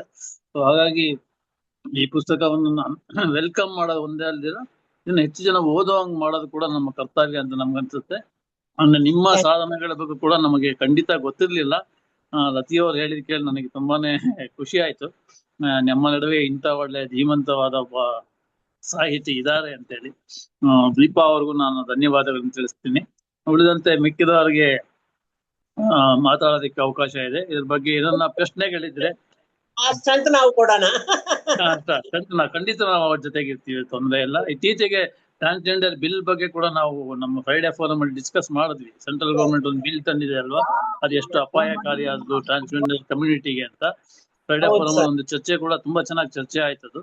ಸೊ ನಾವು ಕಮ್ಯುನಿಟಿ ಜೊತೆ ಇರೋದಷ್ಟೆಲ್ಲ ದೀಪಾ ಅಂತವರ ಲಕ್ಷಾಂತರ ಜನ ಜೊತೆ ನಾವ್ ಇರ್ತೀವಿ ಅಂತ ಹೇಳ್ತಾ ಈ ಒಂದು ಸಂವಾದಕ್ಕೆ ಓಪನ್ ಮಾಡ್ತೀವಿ. ಆ ಪ್ರಶ್ನೆಗಳಿದ್ರೆ ಯಾರಾದ್ರೂ ಪ್ರಭಾಶಾಸ್ತ್ರಿ ಅವ್ರನ್ನ ಕೇಳ್ಬೋದು, ಅನುಮಾನಗಳಿದ್ರೆ ಕೇಳ್ಬೋದು, ಅಥವಾ ದೀಪಾ ಅವರು ಇದ್ದಾರೆ, ಅವರು ಆನ್ಸರ್ ಮಾಡ್ತಾರೆ ಅನ್ಸುತ್ತೆ. ಮತ್ತೆ ಈ ಪುಸ್ತಕದ ಬಗ್ಗೆ ತಮ್ಮ ಅಭಿಪ್ರಾಯಗಳನ್ನ ತಿಳಿಸ್ತೀವಿ. ಥ್ಯಾಂಕ್ ಯು ಮೇಡಮ್, ಧನ್ಯವಾದ. ನಮಸ್ಕಾರ, ನಾನು ಕಮಲ್ ಗೋಪಿನಾಥ್ ಮಾತಾಡ್ತಿರೋದು. ಏನ್ ಕಥೆಗಾರರು ಮೇಡಮ್ ನೀವು, ಎಷ್ಟು ಚೆನ್ನಾಗಿ ಪ್ರೆಸೆಂಟ್ ಮಾಡಿದಿರಿ, ಏನ್ ಭಾವನೆ. ಅದು ಒಂದು ಪುಸ್ತಕ ಬರೆದು ಇಷ್ಟು ಆಳವಾಗಿ ಅದರಲ್ಲಿ ತಲ್ಲೀನರಾಗಿ ಈ ಮಟ್ಟದಲ್ಲಿ, ನಾನೀಗ 64, ನನಗೆ ಈ ತರ ಒಂದು ಇಮೋಷನಲ್ ಮೂವ್ ಮಾಡಿದ್ದು ಯಾವ್ದು ಪ್ರೆಸೆಂಟೇಶನ್ ಇಲ್ಲ ಮೇಡಮ್. ಖಂಡಿತವಾಗ್ಲೂ ನಾನು ರತಿಯವ್ರ ಹತ್ರ ಇದು ಮಾಡ್ಕೊಂಡು ನಾನು ಒಂದು ಪುಸ್ತಕ ತಗೊಳ್ತೀನಿ, ನಾನು ಓದ್ತೀನಿ. ಆಮೇಲೆ ದೀಪಾ ಅವರೇ, congratulations madam. Thank you sir. ಧೈರ್ಯದಿಂದ ನಿಮ್ಮ ಜೀವನವನ್ನು ನಡೆಸಿ ಅಟ್ ಎನಿ ಪಾಯಿಂಟ್ ನಾವೆಲ್ಲ ಇದ್ದೇ ಇದ್ದೀವಿ. Thank you madam. ನೀವು ನಮ್ ಜೊತೆ ಇರಿ, ಅದು ಮುಖ್ಯ, ಅದು ಬೇಕಾಗುತ್ತೆ. ಹೌದು ಹೌದು ಆಯ್ತು. Thank you everybody, thank you. ಧನ್ಯವಾದ ಸರ್, ತುಂಬಾ ಖುಷಿ ಆಯ್ತು ನೀವೆಲ್ಲ ನನ್ನ ಪ್ರಸಂಗ ಇಷ್ಟವಾದಿದ್ದಕ್ಕೆ. ಏನಾದ್ರು ತಪ್ಪು ಮಾತಾಡಿದ್ರೆ, ಯಾಕಂದ್ರೆ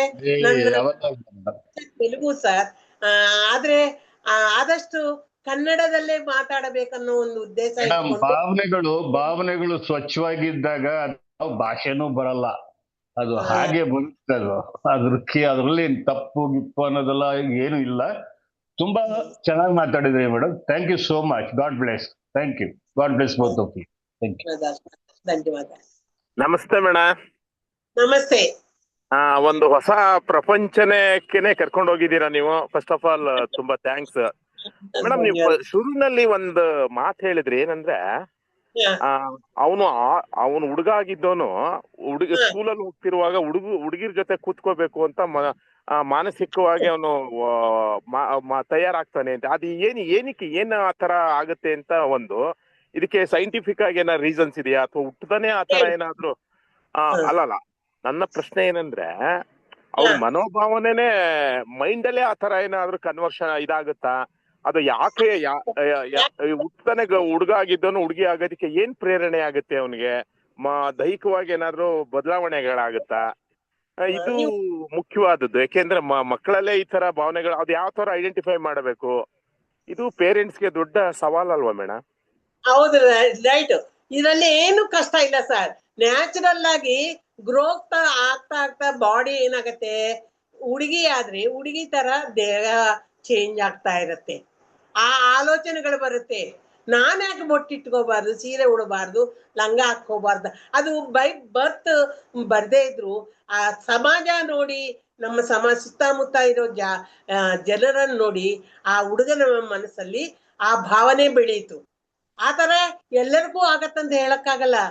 ಕೆಲವು ಪೆದ್ದು ತರ ಕೂತ್ಕೊಂಡಿರ್ತಾರೆ, ಅಥವಾ ಏನೋ ಇರ್ತಾರೆ. ಆ ಹುಡುಗಕ್ಕೆ ಈ ಭವಿಷ್ಯತ್ತು ಚಿನ್ನ ಆಗೋದು ಇತ್ತು, ಅದಕ್ಕೆ ಆ ತರ ಅನಿಸ್ತು. ತಾಯಿ ಎಷ್ಟೋ ಇದು ಮಾಡ್ತಾಳು, ಹಾಗಲ್ಲ, ಯೋಚನೆ ಮಾಡಬಾರ್ದು, ಇದು ಅದಂತ ಹೊಡಿತಾಳು, ಬೈತಾಳು, ಎಲ್ಲ ಮಾಡ್ತಾಳು. ಆದ್ರೂ ಅಮ್ಮ ನನ್ಗೆ ಯಾಕೋ ಹಂಗೆ ಆಗ್ತಾ ಇದೆ ಅಮ್ಮ ಅಂತ ಹೇಳ್ತಾನೆ. ನೋಡಿ, ಅವನು ತನ್ನ ಮನಸ್ಸಲ್ಲಿರೋದು ತಾಯಿ ಹತ್ರ. ಅದಕ್ಕೆ ತಾಯಿ ಮಕ್ಕಳ ಮಾತುಗಳನ್ನು ಕೇಳಬೇಕು. ಯಾವುದೇ ಒಂದು ವಿಷಯಕ್ಕೆ ಅವ್ರು ಬಂದು ಸ್ವೇಚ್ಛವಾಗಿ ತಾಯಿ ಹತ್ರ ಹೇಳ್ಕೊಳ್ಳೋ ಶಕ್ತಿ ಕೊಡ್ಬೇಕು ನಾವು. ಇಲ್ಲಿ ಮೇಲು ಫಿಮೇಲ್ ಆಗ್ತಾನೆ, ಕನ್ವರ್ಟ್ ಆಗ್ತಾನೆ, ಅಥವಾ ಫಿಮೇಲ್ ಮೇಲ್ ಆಗೋ ಕನ್ವರ್ಟ್ ಆಗಿರೋ ಕೇಸಸ್ಗಳು ಇದೆಯಾ? ಸಾಮಾನ್ಯವಾಗಿ ನೋಡಿಲ್ಲ ಸರ್, ಕಡಿಮೆ. ನಾನು ಇದೆ ಅಂತೆ ದೀಪಾ ಹೇಳ್ತಿರೋದು. ದೀಪಾ ಹೇಳ್ತಾರ ವಿಷಯ ನಿಮಗೆ? ಸರ್, ಅದು ಏನೋ ಈಗ ನಾವು ಲಿಂಗತ್ವ ಅಲ್ಪಸಂಖ್ಯಾತ ಸಮುದಾಯದ ವ್ಯಕ್ತಿಗಳು ಅಂತ ಹೇಳುವಾಗ ಗಂಡಾಗಿ ಹುಟ್ಟಿ ಹೆಣ್ಣಾಗಿದ್ದಾರೆ ಅಷ್ಟೇ ಅಂತಲ್ಲ, ಅಲ್ಲಿ ಹಲವಾರು ಟೈಪಾಲಜಿಸ್ ಗಳನ್ನ ನೋಡ್ತಾ ಬರ್ತೀವಿ. ಈಗಾಗ್ಲೇ ನಾವು LGBTIQ++ ಅಂತ ಹೇಳಿ ನಾವು ಎಲ್ಲರೂ ಕೂಡ ಕೇಳಿದೀವಿ. ಅದೇ ರೀತಿಯಾಗಿ ಒಂದೊಂದು ಸಂಕೇತಾಕ್ಷರಗಳಲ್ಲೂ ಕೂಡ ಒಂದೊಂದು ಐಡೆಂಟಿಟೀಸ್ ಗಳನ್ನ ನಾವು ಕಾಣ್ತಾ ಬರ್ತೀವಿ. ಈ ಟ್ರಾನ್ಸ್ಜೆಂಡರ್ ಕಮ್ಯುನಿಟಿನಲ್ಲಿ ಹೆಣ್ಣಾಗಿ ಗಂಡಾಗಿರ್ತಕ್ಕಂಥವ್ರು ಅಂದ್ರೆ FTM ಅಂತೇಳಿ, ಫಿಮೇಲ್ ಟು ಮೇಲ್ ಅಂತೇಳಿ ನಾವು ಅವ್ರನ್ನ ಕರಿತೀವಿ. ಸೊ ಅದ್ರಲ್ಲಿ ಲೆಸ್ಬಿಯನ್ ಅಂತ ಒಂದ್ ಬರುತ್ತೆ LGBTIQ ನಲ್ಲಿ. ಆ ಲೆಸ್ಬಿಯನ್ ಅಂತಕ್ಕಂಥವ್ರು ಮತ್ತೆ ಏನೋ ಟ್ರಾನ್ಸ್ ಮೆನ್ ಏನಿದ್ದಾರೆ, ಇವರು ದಂಪತಿಗಳಾಗಿ ಇರುವಂತದನ್ನ ಮತ್ತೆ ಒಬ್ರು ಒಪ್ಕೊಂಡು ಇಬ್ರು ಲವಿಂಗ್ ಟುಗೆದರ್ ಇರ್ತಕ್ಕಂಥ ನಾವು ಕಾಣ್ತೀವಿ. ಸೊ ಇದು ನಮ್ ಸಮಾಜದೊಳಗಡೆ ಗಂಡು ಹೆಣ್ಣಾಗ್ತಕ್ಕಂಥದ್ದು, ಹೆಣ್ಣು ಗಂಡಾಗ್ತಿರ್ತಕ್ಕಂಥ ನೈಸರ್ಗಿಕವಾಗಿರ್ತಕ್ಕಂಥದನ್ನ ಕಾಣ್ತೀವಿ ಸರ್. ಅದು ಹೆಚ್ಚಿನ ಸಂಖ್ಯೆಯಲ್ಲಿ ಅವ್ರು ಕಾಣಿಸ್ಕೊಂಡಿಲ್ಲ. ಈಗಾಗ್ಲೇ ನಮ್ಮ ಕರ್ನಾಟಕದ ಒಳಗಡೆ ಇದ್ದಾರೆ ಸುಮಾರು ಎಲ್ಲ. ಈಗ ನಮ್ ಚಾಮರಾಜನಗರ ಜಿಲ್ಲೆ ನಂದು ಬಂದು, ನಮ್ ಜಿಲ್ಲೆಯಲ್ಲಿ 4 ಜನರು ಆ ಸಮುದಾಯದವ್ರನ್ನ ಗುರುತಿಸ್ಬಿಟ್ಟು ನಮ್ದು ಸಮತಾ ಸೊಸೈಟಿ ಅಂತ ಒಂದು ನಮ್ ಸಂಸ್ಥೆ ಇದೆ. ಆ ಸಂಸ್ಥೆಯಲ್ಲಿ ನಾವು ಅವ್ರನ್ನು ಕೂಡ ಮೆಂಬರ್ಶಿಪ್ ಮಾಡ್ಕೊಂಡಿದೀವಿ. ಹಾಗೆ ನಾವು ನಮ್ ಬೋರ್ಡ್ ನಲ್ಲೂ ಕೂಡ ಒಬ್ರು ಇದ್ರು. ಸೊ ಈಗ ನಮ್ದು ರಿನ್ಯೂವಲ್ ಆಗೋ ಕಾರಣವಾಗಿ ಈ ವರ್ಷದಲ್ಲಿ ಅವ್ರ ಬೋರ್ಡ್ ಅಲ್ಲಿ ಇಲ್ಲ, ಬಟ್ ನಮ್ಮಲ್ಲಿ ಮೆಂಬರ್ಶಿಪ್ ಅಲ್ಲಿ FTM ಕೂಡ ಇದ್ದಾರೆ. ಇನ್ನೊಂದು ಹೇಳ್ಬೇಕಾಗತ್ತೆ, ಇಂಥವ್ರಿಗೆ ಮಕ್ಕಳು ಮಾತ್ರ ಹುಟ್ಟಲ್ಲ ಸರ್, ಸಂಸಾರ ಮಾಡ್ಬೋದು, ಕುಟುಂಬ ತರ ಜೀವನ ಮಾಡ್ಬೋದು. ಯಾಕಂದ್ರೆ ಜೆನೆಟಿಕ್ ಆಗಿ ಅವರಲ್ಲಿ ಜೀನ್ಸ್ ಇರಲ್ಲ. ಅದೊಂದು ಪುಸ್ತಕದಲ್ಲಿ ನಾನು ಪ್ರಯೋಗಾತ್ಮಕವಾಗಿ ಡಾಕ್ಟರ್ಸ್ ಕೇಳಿ ಬರ್ದಿದ್ದೀನಿ. ಅವ್ರಿಗೆ ದತ್ತು ತಕೋಬಹುದು ಸಾಕುಕೊಂಡು, ಅದೊಂದು ಪ್ರಾಬ್ಲಮ್ ಇದೆ ಅಷ್ಟೇ, ಇನ್ನೇನಿಲ್ಲ. ಮಿಕ್ಕಿದ್ವೆಲ್ಲ ಅಲ್ಲ, ದತ್ತು ತಗೊಳಕ್ ಕಾನೂನಲ್ಲಿ ಅವಕಾಶ ಇದೆ ಮೇಡಮ್ ಅವ್ರಿಗೆ? ಹೌದು ಇದೆ, ಇದೆ ಸರ್, ಇದೆ ಕಾನೂನಲ್ಲಿ ಇದೆ, ಇದೆ. ನಮ್ಮ ಕಾನೂನು ಚೆನ್ನಾಗಿ ಮಾಡಿದೆ ಈಗ ಇಂಥವ್ರಿಗೆಲ್ಲ ಎಲ್ಲ ಫೆಸಿಲಿಟೀಸ್ ಇದೆ. ಆದ್ರೆ ನಾವು ಸ್ವಲ್ಪ ಕೆಲವು ಜನ ಆ ತರ ಈ ತರ ಮಾತಾಡದಿರ್ತಾರಲ್ಲ, ನಮ್ಗೆ ಸಿಕ್ಕಿದಾಗ ನಾವು ಅವ್ರ ಜೊತೆ ಡಿಸ್ಕಸ್ ಮಾಡಿ ಈ ತರ ಮಾತಾಡಬಾರ್ದು, ಹೀಗ್ ಮಾಡಿ ಅಂತ ಗೈಡೆನ್ಸ್ ಕೊಡಕ್ಕೆ ಅನುಕೂಲ ಆಗತ್ತೆ ಅಂತಾನೆ ನಾನು ಈ ಪುಸ್ತಕ ಬರೆಯೋ ಒಂದು ಉದ್ದೇಶ ಸರ್. ಇದನ್ನ ನಾನು ಇಲ್ಲಿ ನಿಲ್ಸಲ್ಲ, ನಾನು ಆಗ್ಲೇ 15 ಕಂಟ್ರೀಸ್ಗೆ ಕಳಿಸಿದೀನಿ. ಬುಕ್ ಶೋನಲ್ಲಿ ಪ್ರೈಸ್ ಬಂದಿದೆಯಾ ಏನಂತ ಗೊತ್ತಿಲ್ಲ. ಅವ್ರಂದ್ರೆ ತುಂಬಾ ಇಷ್ಟಪಟ್ಟಿದ್ದಾರೆ. ಸ್ಪ್ಯಾನಿಷ್, ರಷ್ಯನ್ ಭಾಷೆ ಎಲ್ಲದಕ್ಕೂ ಫ್ರೆಂಚ್ ಭಾಷೆಗೆ ಅನುವಾದ ಮಾಡ್ಕೊಳ್ತಾ ಇದ್ದಾರೆ. ನನ್ನನ್ನು ಇಂಗ್ಲಿಷ್ ಮಾಡಿ ಅಂದ್ರು, ಮಾಡ್ತಾ ಇದ್ದೀನಿ, ಪ್ರಯತ್ನ ಮಾಡ್ತಾ ಇದ್ದೀನಿ, ಮಾಡಿ ಕೊಡ್ತೀನಿ ಅವ್ರಿಗೆ. ಅದು sir. Okay, thank you very much madam, thank you. ಇನ್ನು ಯಾರೇನ ನಿಮ್ಮ ಡೌಟ್ಸ್ ಇದ್ರೆ, ದೀಪಾ ಅವರಿದ್ದಾರೆ ನಿಮ್ಮ ಎದುರಿಗೆ, ಅವರು. ಪ್ರಶ್ನೆ ಇದೆ, ಈ ನ್ಯಾಚುರಲ್ ಟ್ರಾನ್ಸ್ಜೆಂಡರ್ ಅನ್ನೋದು ಇಲ್ವಾ ವಿತೌಟ್ ಆಪರೇಷನ್ಸ್? ಇದಾರು ಎಲ್ಲರೂ ಮಾಡಿಸ್ಕೊಳಕ್ ಆಗಲ್ಲ, ಎಲ್ಲರಿಗೂ ಸಕ್ಸಸ್ ಆಗಲ್ಲ, ಹೆದರ್ಕೊಳ್ಳೋದು ಜಾಸ್ತಿ. ಯಾಕಂದ್ರೆ ಇದರಲ್ಲಿ ಹೇಳಿದಿನಲ್ಲ, ಒಂದೊಂದ್ಸತಿ ಜೀವ ಕಳ್ಕೊಳ್ಳೋದಾಗತ್ತೆ. ಇಷ್ಟ ಬಂದ ಡಾಕ್ಟರ್ ಹತ್ರ ಹೋಗ್ಬಾರ್ದು, ಅಷ್ಟು ದುಡ್ಡು ವೆಚ್ಚ ಮಾಡ್ಬೇಕು. ಆಮೇಲೆ ಆಪರೇಷನ್ ಮೇಲೆ ಅವ್ರಿಗೆ ತುಂಬಾ ಕೇರ್ ತಕೋಬೇಕು. ಕೇರ್ ತಕೊಳ್ಳೋದಿದ್ರೆ ಸೆಪ್ಟಿಕ್ ಆಗೋದು, ತುಂಬಾ ಪ್ರಾಬ್ಲಮ್ಸ್ ಇರುತ್ತೆ. ಅದಕ್ಕೆ ಸಾಮಾನ್ಯವಾಗಿ ಯಾರು ಮಾಡ್ಕೊಳ್ಳಲ್ಲ. ಅರ್ಶಿನಿ ಧೈರ್ಯ ಮಾಡಿದಾಳು, ಅವಳು ಸಕ್ಸಸ್ ಆಗಿದೆ. ನಾನು ಈ ಬುಕ್ ಅಲ್ಲಿ ಆ ಡಾಕ್ಟರ್ಸ್ ಮೆಡಿಸಿನ್ಸ್ ಏನ್ ಆಪರೇಷನ್ ಮಾಡಿದಾಳು, ಅವಳಿಗೆ 5 ತರ ಆಪರೇಷನ್ಗಳು ಮಾಡಿದಾರು. ನಾನು ಬರೀ ಕತೆ ಹೇಳಿದಿನ ಅಷ್ಟೇ. ಪ್ರಯೋಗಾತ್ಮಕವಾಗಿ ನೀವು ಪುಸ್ತಕ ಓದಿದ್ರೇನೆ ಅದರ ನಾಲೆಡ್ಜ್ ಸಿಕ್ಕೋದು ಮೆಡಿಕಲ್ದು. ಪ್ರಭಾ ಅವರೇ ತುಂಬಾ ಚೆನ್ನಾಗಿ ಮಾತಾಡಿದ್ರಿ. Hello, can you hear me? ನಾ ರತಿ ಮಾತಾಡ್ತಾ ಇರೋದು, ಕೇಳ್ತಾ ಇದ್ದೀರಾ ಪ್ರಭಾ ಅವರೇ? ಹಾ, ಅದೇ ನಿಮ್ದು ತುಂಬಾ ಚೆನ್ನಾಗಿ ನೀವು ಮಾತಾಡಿದ್ರಿ, ಪ್ರೆಸೆಂಟೇಶನ್ ಚೆನ್ನಾಗಿತ್ತು. ಆಕ್ಚುಲಿ ನೋಡಿ, ಪ್ಯಾಟ್ರಿಯಾರ್ಕಲ್ ಸಿಸ್ಟಮ್ ಒಳಗೆ, ನಮ್ದು ಈ ಪಿತೃಪ್ರಧಾನ ವ್ಯವಸ್ಥೆ ಒಳಗೆ ಒಂದು ಪ್ರೋಸೆಸ್ ಆಫ್ ಸೋಷಲೈಸೇಷನ್ ಅಂತ ಇರುತ್ತೆ. ಅದು ಆ ಪ್ರೋಸೆಸ್ ಸೋಷಲೈಸೇಷನ್ ಮಾಡಿದ್ರು ಕೂಡ ಇಂಥ ಮಕ್ಕಳಿಗೆ ಅದು ಆಗಲ್ಲ. ಅವರಿಗೆ ಅದು ಆ ತರ ಸೋಷಲೈಸ್ ಮಾಡ್ಕೊಳಕ್ ಆಗೋದೇ ಇಲ್ಲ. ಅದೊಂದು ಪ್ರಾಬ್ಲಮ್ ಇದೆ ಅವರಿಗೆ. And because of some genetics only this is happening, not that ನಾವೇನ್ ಹೇಳಿದ ಕಡೆ ಇದಲ್ಲ, ಸೋಷಿಯಲ್ ಇದಲ್ವೇ ಅಲ್ಲ, ಅದು ಸಮಥಿಂಗ್. ಆಕ್ಚುಲಿ ಅವ್ರು ಅವರು ಹೇಳ್ದಂಗೆ, ನಮ್ಮ ದೀಪಾ ಅವ್ರು ಹೇಳ್ದಂಗೆ LGBTQAI+ ಅಂತ ಇದೆ. ಅದರೊಳಗೆ ಲೆಸ್ಬಿಯನ್ಸ್ ಇದ್ದಾರೆ, ಹೆಣ್ಣು ಮಕ್ಕಳನ್ನೇ ಅಟ್ರಾಕ್ಟ್ ಆಗ್ತಾರೆ. ಗೇ ಇದ್ದಾರೆ, ಗಂಡು ಮಕ್ಕಳಿಗೆ ಅಟ್ರಾಕ್ಟ್ ಆಗ್ತಾರೆ. ಬೈಸೆಕ್ಷುವಲ್, ಅವರಿಗೆ ಹೆಣ್ಣು ಗಂಡು ಕೂಡ ಬೇಕು, ಪ್ಲಸ್ ಅವ್ರದ್ದೊಂದು ಗೇನು ಇರ್ಬೋದು, ಗೇನು ಇರ್ತಾರೆ ಅವರು, ಅಂಥವ್ರು ಇದ್ದಾರೆ. ಟ್ರಾನ್ಸ್ಜೆಂಡರ್ ಅಂದ್ರೆ ಈ ತರ ಅದು ನೀವ್ ಹೇಳ್ದಂಗೆ ಹಳ್ಳಿ ಕಡೆಯಲ್ಲಿ ಎಷ್ಟೋ ಕೂಲಿಕಾರರು ಅವರ ಇದ್ರೊಳಗೆ ಅಂದ್ರೆ ಬಡವರಲ್ಲಿ ಈ ತರ ಇದ್ರೆ ಅವ್ರೇನು ಮಾಡಕ್ ಆಗಲ್ಲ. ನೀವ್ ಹೇಳ್ದಂಗೆ ಹಣ ಖರ್ಚು ಮಾಡಕ್ ಆಗಲ್ಲ, ಯಾರವ್ರನ್ನ ಈ ತರ ಮಾರ್ಗದರ್ಶನಕ್ಕೆ ಇರೋದಿಲ್ಲ. ಹಾಗಾಗಿ ದೇ ವಿಲ್ ಆ ತರನೇ ಇರ್ತಾರೆ. ನೀವ್ ಹೇಳಿದ ಕೆಲವರು ಹೋಗಿ ಸೂಸೈಡ್ ಮಾಡ್ಕೊಂಡ್ಬಿಡ್ತಾರೆ, ಅದು ಆಗದೇ ಇದ್ರೆ. ತುಂಬಾ ತಮಾಷೆ ಮಾಡಿ ಅವರನ್ನ ತುಂಬಾ ಅವಹೇಳನ ಮಾಡ್ತಿರ್ತಾರೆ. ಮತ್ತೆ ಕ್ವೇರ್ ಅಂತ ಇರ್ತಾರೆ, ಇನ್ನೊಂದು ಗ್ರೂಪ್ಸ್ ಇದೆ. ಹಾಗೆ AI+. ಹಾಗಾಗಿ ಇಂಥ ಇದ್ರೊಳಗೆ ಬಹಳ ಮೈನಾರಿಟಿ ಇರ್ಬೋದು, ಇವರೆಲ್ಲ ಲೈಂಗಿಕ ಅಲ್ಪಸಂಖ್ಯಾತರು. ಮೇಜಾರಿಟಿಗೆ ನಾವಿರೋದು ಗಂಡು ಹೆಣ್ಣು, ಇದು ಪ್ಯಾಟ್ರಿಯಾರ್ಕಲ್ ಸಿಸ್ಟಮ್ ಒಳಗೆ ಅದನ್ನ ಸೋಷಲೈಸ್ ಮಾಡ್ತಾರೆ ನಾವು ಇದ್ರೊಳಗೆ. So we agree to those. Some people don't agree, some people agree, but at least they are. But ಇಂಥವ್ರಿಗೆ ಆಗೋದೇ ಇಲ್ಲ. ನಂಗನ್ಸುತ್ತೆ ನೀವು ತುಂಬಾ ಚೆನ್ನಾಗಿ ಮಾತಾಡಿದೀರಾ, ಅದನ್ನ ನಾವು ಓದ್ಬೇಕು, then only we'll understand it more clearly ಅಂತ ಅನ್ಸುತ್ತೆ. Thank you for the presentation Shastri ಅವರೇ, ತುಂಬಾ ಚೆನ್ನಾಗಿ ಮಾತಾಡಿದ್ರಿ. Thank you. ಅವಕಾಶ ಕೊಟ್ಟಿದ್ದ ನಿಮಗೆ, ನಮ್ಮ ಇವರಿಗೆ ರತಿ ಅಲ್ಲ, ಮಿಕ್ಕಿದವರ ಸ್ನೇಹಿತರಿಗೆ, ಆಮೇಲೆ ಅವರ ದಿವಾಕರ್ ಸರ್ ಅವ್ರಿಗೆ, ಆಮೇಲೆ ದೀಪಾಗೆ. ನಾನು ಕರೆದ ತಕ್ಷಣ ದೀಪಾ ಎಷ್ಟೋ ಕೆಲ್ಸಗಳು, ಅವ್ಳು ಊರು ಹೋಗ್ಬೇಕಾಯ್ತು, ಚಾಮರಾಜನಗರ. ಅಂಥದ್ದು ಅದನ್ನ ಕ್ಯಾನ್ಸಲ್ ಮಾಡ್ಕೊಂಡು ನಿಮ್ಮದು ಮುಗಿಸ್ಕೊಂಡೇ ಹೋಗ್ತೀನಿ ಅಂತ ಬಂದು, ಆಮೇಲೆ ನಮ್ಮ ಫ್ರೆಂಡ್ ಮಗಳು 10th ಓದ್ತಾ ಇದ್ದಾಳು, ನನಗೆ ಇದು ಎಲ್ಲ ರೆಕಾರ್ಡ್ ಮಾಡಿ ತೋರಿಸಿದಾಳು. ಅವಳು ದಿನ ನನ್ನ ಹತ್ರ ಬಂದು ಸಬ್ಜೆಕ್ಟ್ ಸೈನ್ಸ್ ಬಗ್ಗೆ ಆಗಲಿ, ಕನ್ನಡ ಭಾಷೆ ಬಗ್ಗೆ ಆಗಲಿ, ಹಿಂದಿ ಬಗ್ಗೆ, ಇಂಗ್ಲಿಷ್ ಕವನಗಳು ಬರೀತಾಳು. ಆಗಲೇ ನಾನು ಕನ್ನಡದಲ್ಲಿ ನಾನು ಗೈಡೆನ್ಸ್ ಕೊಡ್ತಾ ಇರ್ತೀನಿ. ಸಂಗೀತ ಹಾಡ್ತಾಳು, ಸಂಗೀತ ಎಲ್ಲ ಸರಿ ಮಾಡ್ತಾ ಇರ್ತೀನಿ. ನಮಸ್ತೆ. ನಮಸ್ತೆ. ಒಂದು ಪ್ರಶ್ನೆ ಬಂತ. ನಮಸ್ತೆ. Great madam. ನಮಸ್ತೆ ಮೇಡಮ್. ನಮಸ್ತೆ ಸರ್. ಮೇಡಮ್ ತನ್ವೀರ್ ಅಂತ ನಾನು. ಹಾ ಈಗ ನಾನು ನಿಮ್ಮ ಆಡಿಯೋ ಎಲ್ಲ ವಿಡಿಯೋ ನೋಡ್ತಾ ಇದ್ದೀನಿ. ಈಗ ಮೈನಾರಿಟಿ ಹೇಳಿದಂತೆ ಮುಸ್ಲಿಂ ಸಮಾಜದಲ್ಲೂ ಕೂಡ ಇಂಥ ಕೇಸ್ಗಳು ನಾವು ನೋಡ್ತೀವಿ ಹೌದು ಸುಮಾರು. ಸರ್. ಬಟ್ ನಮ್ಮ ಸಮಾಜದ ಒಂದು ಕೆಲವೊಂದು ಇದಿದೆಯಲ್ಲ, ಗೋಡೆಗಳಿದೆ ಕೆಲವೊಂದು, ಇದ್ ಮಾಡಂಗಿಲ್ಲ ಅದ್ ಮಾಡ್ಬೇಕು ಅನ್ನೋ ಇಂಥದ್ರಲ್ಲಿ. ಈಗ ನಾನು ಹೇಳ್ದಂಗೆ ಟ್ರಾನ್ಸ್ ಸುಮಾರು ಇದಾರೆ ಮತ್ತು ಗೇ ಸುಮಾರು ಇದಾರೆ, ಅದು ಬೇಡ. ಇನ್ನೊಂದು ವಿಷಯ ಏನಂದ್ರೆ ಹುಡುಗಿರೇ ತಮ್ಮ ಜೆಂಡರ್ ಅನ್ನ ಚೇಂಜ್ ಮಾಡಿರೋದಂತೂ ಕೂಡ ನಾನು ನೋಡಿದೀನಿ. ಬಟ್ ಒಂದಿಷ್ಟು ಅಷ್ಟೇ, ಒಂದೋ ಇಬ್ರು ಐತರ. ಇವರುಗಳು ಕೂಡ ಯಾರೊಟ್ಟಿಗೂ ಸೇರಿಕೊಳ್ಳಲ್ಲ, ಮತ್ತೆ ಪಾಪ ಅವರ ಮನಸ್ಥಿತಿಯನ್ನು ಬೇರೆಯವ್ರ ಜೊತೆ ಹಂಚ್ಕೊಳಂಗಿಲ್ಲ. ಇಂಥ ಸುಮಾರು ಜನ ಈ ತರ ಖಿನ್ನತೆಗೆ ಒಳಗಾಗ್ತಾರಲ್ಲ, ಇವ್ರ ಬಗ್ಗೆ ಏನ್ ಹೇಳ್ತೀರಾ? ಮತ್ತೆ ಈ ನಾನ್ ಕಂಡಂಗೆ ಒಬ್ಳಿದಾಳೆ ಆತರ. ಬಟ್ ಆಕೆ ತನ್ನ ಎಲ್ಲ ಹುಡುಗರ ಜೊತೆನೆ ಇರೋದು, ಹುಡುಗರ ಜೊತೆನೆ ಕೆಲಸ ಮಾಡೋದು, ಹೋಗಿ ಲೇಬರ್ ಕೆಲಸ ಮಾಡ್ತಾಳೆ, ಬರ್ತಾಳೆ, ಎಲ್ಲ ಮಾಡ್ತಾಳೆ.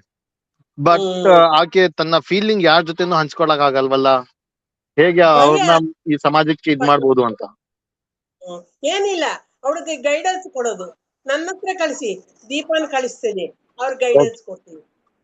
ಸರಿನಾ? ಹೇಗೆ ಅವಳು ಎಲ್ಲರೂ ಆಪರೇಷನ್ ಮಾಡಿಸ್ಕೋಬೇಕಂತ ಇಲ್ಲ. ಯಾಕಂದ್ರೆ ದುಃಖ ಎಲ್ಲ ಕಷ್ಟ, ಆರೋಗ್ಯ ಭಯ, ಪ್ರಾಣ ಭೀತಿ ಎಲ್ಲ ಇರುತ್ತೆ. ಅವಳು ಧೈರ್ಯ ಕೊಂಡು ನಾನು ನಿಲ್ಕೋಬೇಕಂತ ತಾನಾಗಿ ತಾನು ಇಷ್ಟಪಟ್ಟು ಹೋಗಿ ಮಾಡಿಸ್ಕೊಂಡಿದ್ದು, ಅದು ಬೇರೆ ಆಗತ್ತೆ. ಮಾಮೂಲಾಗಿ ನಾವು ಲೈಫ್ ಅಲ್ಲಿ ನೋಡುವಾಗ ಅವರಾಗೆ ದಿನನಿತ್ಯ ಆಗೋ ಕೆಲಸಗಳು ಮಾಡ್ಕೊಂಡ್ರೆ ಸಾಕು. ಫ್ರೆಂಡ್ಸ್, ಸಮಾಜ, ಆಫೀಸಲ್ಲಿ, ಕಾಲೇಜ್ನಲ್ಲಿ, ಶಾಲೆಯಲ್ಲಿ ಆ ಭಾವನೆಗಳ ಹಂಚ್ಕೊಳ್ಬೇಕಾದ್ರೆ ಇದು ಸ್ಕೂಲ್ ಲೆವೆಲ್ ಅಲ್ಲಿ ನಾವು ಮಾಡ್ಬೇಕು ಸರ್. ನಿಜವಾಗ್ಲು ಒಂದು ನಿಮ್ಮ ತನ್ವೀರ್ ಸರ್, ನೀವು ಇದಕ್ಕೆಲ್ಲ ಮಾಡೋರು, ನೀವು ದಿವಾಕರ್ ಅವರು, ಇಂಥವ್ರು. ರತಿನೂ ಅಷ್ಟೇ. ಈಗ ಮಹಾರಾಣಿ ಕಾಲೇಜಿನಲ್ಲಿ ಒಂದ್ಸತಿ PUC ಫಸ್ಟ್ ಇಯರ್ ಸೇರುವಾಗ ಹುಡುಗಿರ್ಗೆ ಎಂತ ಕಷ್ಟ ಇರುತ್ತೆ ಬಸ್ಸಲ್ಲಿ ಬರುವಾಗ ಅಂತ ಮಾಡಿದಾರು. ಅದೇ ತರ ಶಾಲೆಗಳಲ್ಲಿ ಪ್ರಿನ್ಸಿಪಲ್ ಪರ್ಮಿಷನ್ ತಕೊಂಡು ಈ ತರ ಸುಮ್ಮನೆ ಅವೇರ್ನೆಸ್ ಅವರಲ್ಲಿರೋದು ಹೋಗಿಸಕ್ಕೆ ನಾವು ಒಂದು 45 minutes ತಕೊಳ್ತೀವಿ ಅಂದ್ಬಿಟ್ಟು ನೀವು ಅನುಭವಸ್ಥರನ್ನ ಕರೆದು, ಡಾಕ್ಟರ್ಸ್ ಕರೆದು ಮಾತಾಡ್ಸ್ಬೋದು. ಅವ್ರ ಪ್ರಶ್ನೆಗಳು ಕೇಳ್ಬೋದು, ಧೈರ್ಯ ಕೊಡ್ಬೋದು ನಾವು ಆವಾಗ. ಹೌದು ಮೇಡಮ್, ಇದು ಅವಶ್ಯಕತೆ ಇದೆ ಕಾಲೇಜ್ ವೈಸ್. ಈಗ ಪ್ರತಿಯೊಂದು ಕಾಲೇಜಲ್ಲಿ ಇಂತ ಸುಮಾರು ಮಕ್ಳು ಸಿಗ್ತವೆ. ಪಾಪ ಅವರು ಖಿನ್ನತೆಗೆ ಮತ್ತೆ ಯಾರೋ ರೇಗಿಸ್ತಾರೆ, ಇದ್ ಮಾಡ್ತಾರೆ, ಅದ್ ಮಾಡ್ತಾರೆ ಅಂತ ಒಂದಿಷ್ಟು ಮಕ್ಳು ಶಾಲೆಗೆ ಕಾಲೇಜ್ಗೆ ಹೋಗೋದೇ ಇಲ್ಲ. ಯಾರು ಧೈರ್ಯವಂತರಾಗಿ ಹೋಗ್ತಾರೆ ಅವರು ಪಾಪ ಮುಂದೆ ಹೋಗಕ್ಕಾಗಲ್ಲ. ಯಾಕಂದ್ರೆ ಒಂದು ಸಮಾಜ ಅವ್ರನ್ನ ಹೀಯಾಳಿಸುತ್ತೆ, ಅದಕ್ಕಾಗಿ ಅವ್ರು ಮುಂದೆ ಹೋಗೋದೇ ಇಲ್ಲ. ಇವ್ರನ್ನ ಅದಕ್ಕಾಗಿ ಕಾಲೇಜ್ ವೈಸ್ ಹೋಗಿ ಅವ್ರನ್ನ ಒಂದು ಧೈರ್ಯ ತುಂಬಿ ಅವ್ರನ್ನ ಒಂದು ಸಾಮಾಜಿಕ ಅದೇನೋ ಒಂದು ಒಳಗಡೆಯಿಂದ ಬಂದಿರೋಂತ ಒಂದು ಅದು ಆಕ್ಟಿವಿಟಿ ಮತ್ತೆ ಅದು ಹವ್ಯಾಸ ಆಗತ್ತೆ. ಅವ್ರನ್ನ ನಾವು ಧೈರ್ಯ ತುಂಬಿದ್ರೆ ಒಳ್ಳೇದಾಗತ್ತೆ ಅಂತ. ಹೌದು ಸರ್, ನಿಜ. ಯಾಕಂದ್ರೆ ನಾವು ಎಲ್ಲ ಕಾನೂನೇ ನೋಡು, ಗವರ್ನಮೆಂಟ್ ಪ್ರಭುತ್ವನೇ ನೋಡತ್ತಂತ ಅನ್ಬಾರ್ದು. ನಾವು ಸಮಾಜದಲ್ಲಿ ಮನುಷ್ಯರು ತಾನೆ, ನಾವು ಎಂತ ಸಪೋರ್ಟ್ ಕೊಡಕ್ಕಾಗತ್ತೋ ಅಂತ ಸಪೋರ್ಟ್ ಕೊಡೋಣ. ನನ್ನಿಂದ ಏನಾಗತ್ತ ಅದೆಲ್ಲ ರಾತ್ರಿ ಆಗ್ಲಿ ಹಗಲಾಗ್ಲಿ ನನ್ಗೆ ಹುಷಾರಿಲ್ದೆ ಇದ್ರೆ ನಾನು ಬರ್ತೀನಿ, ಎಂತವ್ರಿಗೂ ನಾನು ಟೀಚ್ ಮಾಡ್ತೀನಿ. ಯಾಕಂದ್ರೆ ನನಗೆ ಗೊತ್ತ ಅವ್ರಿಗೆ ಹೇಗೆ ನೋವಿಸ್ಕೊಳ್ಳೋದನ್ನೇ ಮಾಡಬೇಕು, ಮಾತಾಡ್ಬೇಕು ಅಂತ. ನನ್ಗೆ ಹಂಗೆ ದೀಪಾ ಅವ್ರ ಪರಿಚಯ ಆಗಿ ಅವಳು ಈಗ ನನ್ನ ಬಿಡಲ್ಲ ಅಮ್ಮ ಅಂತಾಳು, ಒಂಥರ ಆ ತರ. ಯಾಕಂದ್ರೆ ನನಗ್ ಗೊತ್ತ ಅವಳು ಎಷ್ಟೋ ಸಫರ್ ಆದ್ಲು, ಹೇಳ್ಕೊಂಡು ಏನು ಯೂಸ್ ಇಲ್ಲ. ಈಗ ಅವಳು ಜೀವನ ಮಾಡ್ತಾ ಇರೋದು ಮುಖ್ಯ. ಅದು ಫಸ್ಟ್ ಕ್ಲಾಸ್ ಆಗಿ ಮಾಡ್ತಾ ಇದ್ದಾಳು, ಎಲ್ಲರ ಜೊತೆ ಮಿಕ್ಸ್ ಆಗ್ತಾಳು, ಕವನ ಮಾಡಿದ್ದಾಳು, ಕವಿಯಾಗಿ ಅವಾರ್ಡ್ಸ್ ತಕೊಂಡಿದ್ದಾಳು, ಚೆನ್ನಾಗಿದೆ. ಆ ತರ ಅವರವರಲ್ಲಿ ಇರೋದು ಏನೋ ಒಂದು ವಿದ್ಯೆ ಇದ್ದೇ ಇರುತ್ತೆ ಪ್ರತಿಯೊಬ್ಬರಲ್ಲಿ. ಅದನ್ನ ಕಂಡಿಡಿದು ಅದನ್ನ ಪ್ರೋತ್ಸಾಹಿಸಬೇಕು ಅಷ್ಟೇ sir. Thank you madam. Okay sir, thank you very much. ನಾನು ಇದ್ ಮಾತನಾಡುವಾಗ ಒಂದೆರಡು ಮೂರು ಪ್ರಶ್ನೆಗಳು ಸರಿಯಾಗಿ ಅದಕ್ಕೆ ಉತ್ತರ ಸಿಕ್ಕಿಲ್ಲ ಅಂತ ಹೇಳಿ ನಾನು ಅದನ್ನ ಉತ್ತರವನ್ನ ಹೇಳ್ತಾ ಇದ್ದೇನೆ. ಒಂದು ಫಸ್ಟ್ ಯಾರು ಸ್ಟಾರ್ಟಿಂಗ್ ಅಲ್ಲಿ ಕೇಳಿದ್ರು, ಸ್ಕೂಲ್ ಹೋಗುವಾಗ ಹೆಣ್ಣು ಮಕ್ಕಳ ಜೊತೆ ಕೂತ್ಕೋಬೇಕು ಅನ್ನುವಂಥದ್ದು ಅವ್ರಿಗೆ ಹೆಂಗ ಆಗುತ್ತೆ ಅನ್ನುವಂಥದ್ದನ್ನ ಒಂದು ಪ್ರಶ್ನೆ ಬಂತು. ಆಮೇಲೆ ಇದು ಲಿಂಗ ಬದಲಾವಣೆ ಆಗಿರ್ಲೇಬೇಕಾ ಅನ್ನೋದೊಂದು ಪ್ರಶ್ನೆ ಬಂತು. ಆಮೇಲೆ ಮತ್ ಇನ್ನೊಂದು ಯಾವ್ದೋ 3 ಪ್ರಶ್ನೆಗಳು ಬಂತು ಇದ್ರಲ್ಲಿ. ಅದಕ್ಕೆ ನಾನ್ ಮಾತಾಡ್ತಾ ಇರೋದು ಒಂದು ನಮ್ಮಲ್ಲಿ ಹುಟ್ಟುವಾಗ ಒಂದು ಟ್ರಾನ್ಸ್ ಕಮ್ಯುನಿಟಿ ಅಂತಕ್ಕಂಥ ಗಂಡಾಗಿ ಹುಟ್ಟುವಾಗ ಹೆಣ್ಣಿನ ಭಾವನೆಯನ್ನ ಹೊತ್ಕೊಂಡು ಜೊತೆ ಬೆಳೀತಾ ವಯಸ್ಸಿನಲ್ಲಿ ಅದು ಬರುತ್ತೆ. ಸೊ ಬಂದಾಗ ಎಲ್ಲ ವರ್ತನೆಗಳು ಕೂಡ ಒಂದು ಹೆಣ್ಣು ಮಕ್ಕಳು ಏನು ಕೆಲಸಗಳನ್ನ ಮಾಡುವಂಥದ್ದು, ಅವಳು ಹೇಗಿರ್ಬೇಕು ಅಂತ ಹೇಳಿ ತನ್ನನ್ನೇ ತಾನು ಹೇಗೆ ಅನ್ಕೊಂಡಿರ್ತಾಳ ಒಂದು ಹೆಣ್ಣು ಮಗಳು, ಅದೇ ರೀತಿಯಾಗಿ ನಮ್ಮ ಲಿಂಗತ್ವ ಅಲ್ಪಸಂಖ್ಯಾತ ಟ್ರಾನ್ಸ್ ಕಮ್ಯುನಿಟಿ ಕೂಡ ಅದೇ ವೇನಲ್ಲಿ ಬರುವಂತದ್ದು. ಒಂದು ರಂಗೋಲಿ ಬಿಡೋದಾಗಿರ್ಬೋದು, ಮನೆಯಲ್ಲಿ ಪಾತ್ರೆಗಳು ತೊಳೆಯೋದಾಗಿರ್ಬೋದು, ಬಟ್ಟೆ ಒಗೆಯೋದಾಗಿರ್ಬೋದು, ಬೇರೆ ಬೇರೆ ಹೆಣ್ಮಕ್ಳ ರೀತಿ ರೆಡಿ ಮಾಡ್ಕೊಳ್ಳೋದಾಗಿರ್ಬೋದು, ಎಲ್ಲವನ್ನು ಕೂಡ ಮಾಡುವಂತದ್ದೆಲ್ಲ ಹೆಣ್ಮಕ್ಳ ಕೆಲಸಗಳನ್ನೇ ಮಾಡ್ತಾ ಇರ್ತಾರೆ. ಸೊ ಅವಾಗ್ಲೇನೆ ಅವ್ರ ಬೆಳವಣಿಗೆನಲ್ಲಿ ಪೇರೆಂಟ್ಸ್ ಒಂದ್ ಪ್ರಶ್ನೆ, ಅವಾಗ್ಲೇ ಪೇರೆಂಟ್ಸ್ ಹೆಂಗ್ ಗೊತ್ತಾಗುತ್ತೆ ಅನ್ನೋದೊಂದು ಪ್ರಶ್ನೆ ಮಾಡಿದ್ರು, ಅದು ಹೇಳಿದ್ದು. ಅದ್ರಲ್ಲಿ ನಾವು ಮನೆಯಲ್ಲಿ ಇರ್ತಕ್ಕಂಥ ಅಪ್ಪ ಅಮ್ಮ ಆಗಿರ್ಬೋದು ಅಥವಾ ಅಕ್ಕ ತಂಗಿರಿ ಯಾರಾದ್ರೂ ಅದನ್ನ ಅಬ್ಸರ್ವ್ ಮಾಡಿದ್ರೆ ಗೊತ್ತಾಗ್ಬಿಡುತ್ತೆ. ಈಗ ಒಂದು ನಮ್ಮಲ್ಲಿ ಏನ್ ಮಾಡ್ಕೊಂಡ್ಬಿಟ್ಟಿದೀವಿ, ಗಂಡಾದವನ್ ಗಂಡನ ಕೆಲ್ಸನೇ ಮಾಡ್ಬೇಕು, ಹೆಣ್ಮಕ್ಳಾಗಿರೋ ಹೆಣ್ಮಕ್ಳ ಕೆಲ್ಸನೇ ಮಾಡ್ಬೇಕು ಅನ್ನೋದನ್ನ ರೂಢಿಸ್ಕೊಂಡ್ಬಿಟ್ಟಿದ್ದಾರೆ. ಅದು ಸಮಾಜದಲ್ಲಿ ಅದನ್ನ ಹೇಳ್ತಾ ಇದಾರೆ. ಈಗ ಏನು ನಮ್ಮ 12ನೇ ಶತಮಾನದ ವಚನದಲ್ಲೂ ಕೂಡ ನಾವು ಇವರು ಜಡ್ರಿ ದಾಸಮಯ್ಯ ಅವರು ಕೂಡ ಹೇಳಿದ್ದಾರೆ, ಮತ್ತೆ ಗೊಗ್ಗವಿಯವರು ಕೂಡ ಹೇಳಿದ್ದಾರೆ. ಏನಂತ, ಗಂಡನ ಮತ್ತೆ ಹೆಣ್ಣನ್ನ ಹೆಂಗೆ ನಾವು ಒಂದು ಕ್ರೈಟೇರಿಯಾ ಮಾಡ್ಕೊಬಿಟ್ಟಿದೀವಿ ಅನ್ನೋದು, ಮೊಲೆ ಮೂಡಿ ಬಂದರೆ ಹೆಣ್ಣೆಂಬರು, ಗಡ್ಡೆ ಮೀಸೆ ಮೂಡಿ ಬಂದರೆ ಗಂಡೆಂಬರು, ನಡುವೆ ಸುಳಿವಾತ್ಮ ಗಂಡು ಅಲ್ಲ ಹೆಣ್ಣು ಅಲ್ಲ ಅಂತ. ಸೊ ಇದನ್ನ ನಾವು ನೋಡ್ತಾ ಬಂದಾಗ ಹೆಣ್ಣು ಅಂದ್ರೆ ಹೀಗೆ ಇರ್ಬೇಕು, ಗಂಡು ಅಂದ್ರೆ ಹೀಗೆ ಇರ್ಬೇಕು ಅಂತ ಸಮಾಜ ಅದನ್ನ ನಿಯಮಿಸ್ಬಿಟ್ಟಿದೆ. ಆದ್ರೆ ಅದರಿಂದ ಆಚೆಗೆ ನಾವು ನೋಡ್ಬೇಕು ಅನ್ನುವಾಗ ನಾವು ಗಂಡು ಮಕ್ಕಳನ್ನ ಹೆಣ್ಮಕ್ಳು ಕೆಲಸ ಮಾಡೋದು ತಪ್ಪು ಅಂತ ನಾವ್ ಹೇಳಕ್ ಆಗಲ್ಲ. ಆದ್ರೆ ನಮ್ಮ ಕಮ್ಯುನಿಟಿ ವಿಚಾರವಾಗಿ ಬಂದಾಗ ಆ ಒಂದು ಹೆಣ್ಣು ಸಾಮಾನ್ಯವಾಗಿ ಕೆಲಸ ಮಾಡೋದಕ್ಕಿಂತ ನಮ್ಮ ಒಂದು ಕಮ್ಯುನಿಟಿಗಳು ಹೆಣ್ಣಿಗಿಂತನೂ ತಾನು ಒಳಗೆ ಹೆಣ್ಣಾಗಿ ಆಸ್ವಾದಿಸ್ಕೊಂಡ್ಬಿಟ್ಟಿರ್ತಾರೆ. ಪ್ರತಿಯೊಂದು ಕೆಲಸವನ್ನು ಕೂಡ ಒಂದು ಹೆಣ್ಣ ರೀತಿನಲ್ಲೇ ಅಚ್ಚುಕಟ್ಟಾಗಿ ಮಾಡ್ತಾರೆ. ಅದನ್ನ ನಾವು ಅಬ್ಸರ್ವ್ ಮಾಡ್ಬೇಕು. ಈಗ ಸಾಮಾನ್ಯವಾಗಿ ಒಂದು ಹುಡುಗ ಅಂತಕ್ಕಂಥ ಒಂದು ಹೆಣ್ಮಕ್ಳು ಕೆಲಸ ಮಾಡಿದ ತಕ್ಷಣ ಅದು ಕಮ್ಯುನಿಟಿ ಅಂತ ನಾವ್ ಹೇಳ್ಬಾರ್ದು. ಆದ್ರೆ ಕಮ್ಯುನಿಟಿ ಅಂತೇಳಿ ಅವನ ನಡವಳಿಕೆಯಲ್ಲಿ, ಅವನ ಮಾತಿನಲ್ಲಿ ಗುರುತಿಸುವಂತದನ್ನ ಕೂಡ ನಾವು ಮಾಡ್ಬೇಕಾಗತ್ತೆ. ಆಮೇಲೆ ಯಾವಾಗ್ಲೂ ಅವನು ಆ ಒಂದು ಬೆಳೆಯುವ ಒಂದು ನಮ್ಮ ಕಮ್ಯುನಿಟಿ ಏನಾಗುತ್ತೆ, ಹೆಣ್ತನನ್ನ ಎಕ್ಸ್ಪೋಸ್ ಮಾಡ್ತಾ ಇರ್ತಾನೆ, ತೋರ್ಸ್ಕೊಳ್ತಾ ಇರ್ತಾನೆ, ತನ್ನ ವರ್ತನೆಗಳಲ್ಲಿ ಎಲ್ಲೋ ಬರ್ತಾ ಇರುತ್ತೆ. ಆ ನಂತರ ತಾನು ಹೆಣ್ಣು ಉಡುಗೆಗಳನ್ನ ಹಾಕೋಬೇಕು, ಮತ್ತೆ ಉಡುಪಿನಲ್ಲಿ ಧರಿಸುವ ಸ್ಥಿತಿನಲ್ಲಿ ಕೂಡ ಹೆಣ್ಣು ಮಕ್ಕಳಿದ್ರೆ ಅವ್ರ ತರ ನಾನು ಇರ್ಬೇಕು ಅನ್ನುವಂಥದ್ದು. ಇದನ್ನ ತಂದೆ ತಾಯಿಗಳು ಗುರುತಿಸಿದ್ರೆ ಆ ಒಂದು ಮಗುವಿನ ಬೆಳವಣಿಗೆಯಲ್ಲಿ ತಿದ್ದಬಹುದು. ಆದ್ರೆ ಅದು ಮುಕ್ಕಾಲು ಭಾಗ ತಿದ್ಲಿಕ್ಕೆ ಆಗೋದಿಲ್ಲ. ಏನ್ ಪ್ರಯತ್ನ ಮಾಡ್ಬೋದು ಅಷ್ಟೇ. ಆದ್ರೆ ಆ ಒಂದು ಕಮ್ಯುನಿಟಿ ಮನ್ಸೊಳಗಡೆ ನಮ್ ಕಮ್ಯುನಿಟಿ ಮನ್ಸ್ ಇದೆ ಅಂತ ಹೇಳುವಾಗ ಹೆಣ್ತನ ಭಾವನೆಯಲ್ಲಿ ಇರೋರ್ಗೆ ನಾವು ಮುಂದಿನ ದಿನ ಹೆಣ್ಣಾಗಿ ಬದುಕ್ತೀನಿ ಅಂತ ಹೇಳಿದ್ರೆ, ಇವತ್ತು ಒಂದು ದೀಪಾ ಬುದ್ಧೆ ಒಂದು ಟ್ರಾನ್ಸ್ ಮಹಿಳೆ ಆಗಿದ್ದಾಳೆ. ಎಲ್ರು ಟ್ರಾನ್ಸ್ ಮಹಿಳೆ ಆಗ್ಬೇಕು ಅಂತ ಏನಿಲ್ಲ. ಗಂಡಾಗಿದ್ದವರು ಎಷ್ಟೋ ಜನ ಮದುವೆ ಆಗಿದ್ದಾರೆ, ಅದು ಅವರ ವೈಯಕ್ತಿಕ ಹಕ್ಕುಗಳು. ಮತ್ತೆ ಹಾಗೆ ಬಂದು ಇವತ್ತು ನಾನು ನಮ್ಮ ಜಿಲ್ಲೆ ಚಾಮರಾಜನಗರ ಜಿಲ್ಲೆಗೆ ಹೇಳ್ಬೇಕು ಅಂತ ಹೇಳುವಾಗ ನಮ್ದು 3161 ಜನ ನಮ್ಮ ಕಮ್ಯುನಿಟಿ ಇರುವಂತದ್ದು. ನಮ್ಮ ಜಿಲ್ಲೆಯಲ್ಲಿ 150 ಜನ ಮಾತ್ರ ಟ್ರಾನ್ಸ್ ಮಹಿಳೆಯರು ಇರುವಂತದ್ದು, ಅಂದ್ರೆ ಲಿಂಗ ಪರಿವರ್ತನೆ ಆಗಿರ್ತಕ್ಕಂಥವ್ರು. ಇನ್ನುಳಿದಂತವ್ರು ಎಲ್ರು ಕೂಡ ಈಗ ಏನು ನಾವು LGBT ನಲ್ಲಿ ಹೇಳ್ಕೊಂಡ್ ಬರ್ತೀವಿ, ಈ ರೀತಿಯಾದ ಐಡೆಂಟಿಟಿಯಲ್ಲಿ ಗುರುತಿಸ್ಕೊಂಡಿರ್ತಕ್ಕಂಥವ್ರು ನಾವು ಕಾಣ್ತಾ ಬರ್ತೇವೆ. ಆಮೇಲೆ ಹುಟ್ಟಿದ ತಕ್ಷಣನೇ ಯಾರು ಕೂಡ ಟ್ರಾನ್ಸ್ ಮಹಿಳೆಯರ ಆಗೋದಿಲ್ಲ. ಅದನ್ನು ಕೂಡ ಗಮನದಲ್ಲಿ ಇಟ್ಕೋಬೇಕು. ಒಂದು ಕೆಲವೊಬ್ರು ಮಾತ್ರ ಅಂತರ್ಲಿಂಗಿ ಅಂತ ಹೇಳಿ ಬರ್ತಾರೆ. ಅಂತರ್ಲಿಂಗಿ ಅಂತ ಹೇಳುವಾಗ ಗಂಡು ಮತ್ತು ಹೆಣ್ಣಿನ ಎರಡು ಒಂದು ಖಾಸಗಿ ಅಂಗವನ್ನ ಒತ್ತಿ ಹುಡುವಂತದ್ದು ಕೆಲವ್ರು ಮಾತ್ರ. ಸೊ ಅವ್ರನ್ನ ನಾವು ಟ್ರಾನ್ಸ್ ಕಮ್ಯುನಿಟಿ ಅಂತ ಹೇಳಿ ಹೇಳಿಕ್ ಆಗೋದಿಲ್ಲ. ಯಾಕೆ ಹೇಳಕ್ ಆಗಲ್ಲ ಅಂತ ಹೇಳಿದ್ರೆ, ಅವರು ಬೆಳೀತಾ ಅವರು ಒಂದು ಯಾವ ಭಾಗ, ಒಂದು ಯೋನಿ ಭಾಗ ದಪ್ಪ ಅಂದ್ರೆ ದೊಡ್ಡದಾಗಬಹುದು, ಅಥವಾ ಒಂದು ಶಿಶ್ನ ಭಾಗ ಏನಿರುತ್ತೆ ಅದು ದೊಡ್ಡದಾಗ್ಬಹುದು. ಸೊ ಆ ಒಂದು ಬದಲಾವಣೆಗಳನ್ನ ನಾವು ಕಾಣ್ತಾ ಬರ್ತೀವಿ. ಅವರು ಗಂಡಾಗಿ ಗುರ್ತಿಸ್ಕೊಳ್ಬಹುದು, ಇಲ್ಲ ಅಂತ ಹೇಳಿದ್ರೆ ಹೆಣ್ಣಾಗಿ ಗುರ್ತಿಸ್ಕೊಳ್ಬಹುದು. ಅದು ಇಲ್ಲ ನಾನು ಯಾವ್ದು ಬೇಡ, ನಾನು ಟ್ರಾನ್ಸ್ ಮಹಿಳೆಯಾಗಿ ಇರ್ತೇನೆ ಅಂತ ಹೇಳಿ ಗುರ್ತಿಸ್ಕೊಳ್ಬಹುದು. 18 ವರ್ಷ ಆಗೋ ತನಕನೂ ಕೂಡ ನಾವು ಅವ್ರನ್ನ ಟ್ರಾನ್ಸ್ ಕಮ್ಯುನಿಟಿ ಅಂತ ಹೇಳಲಿಕ್ಕೆ ಬರೋದಿಲ್ಲ, ಅಂತರ್ಲಿಂಗಿ ಒಂದು ಐಡೆಂಟಿಟಿಯನ್ನ. ಸೊ ಹಾಗಾಗಿ ನಾವು ಇದನ್ನ ನೋಡ್ತಾ ಬರ್ತೇವೆ. ಮತ್ತೆ ಹೆಚ್ಚಿನದಾಗಿ ನಮ್ಮ ಇಡೀ ನಮ್ಮ ಲೈಂಗಿಕತೆ ಲಿಂಗತ್ವ ಅಲ್ಪಸಂಖ್ಯಾತ ಸಮುದಾಯದ ವ್ಯಕ್ತಿಗಳನ್ನ ನೋಡುವಾಗ ಎಲ್ಲರೂ ಟ್ರಾನ್ಸ್ಜೆಂಡರ್ಸ್ ಆಗಿದ್ದಾರೆ ಅಂತಲ್ಲ, ಅದರಲ್ಲಿ ಲಿಂಗ ಪರಿವರ್ತನೆ ಆಗಿದ್ದಾರೆ ಅಂತಲ್ಲ. ಲಿಂಗ ಪರಿವರ್ತನೆ ಆಗ್ಲೂಬಹುದು, ಅವರಿಷ್ಟ. ಲಿಂಗ ಪರಿವರ್ತನೆ ಆಗದೆ ಇದ್ದವರು ಕೂಡ ಒಂದು ಲಿಂಗತ್ವ ಅಲ್ಪಸಂಖ್ಯಾತರಿಗೆ ಗುರುತಿಸ್ಕೊಂಡಿದ್ದಾರೆ, ಅವರು ಕೂಡ ಬಹಳ ತುಂಬಾ ಜನ ಇದ್ದಾರೆ.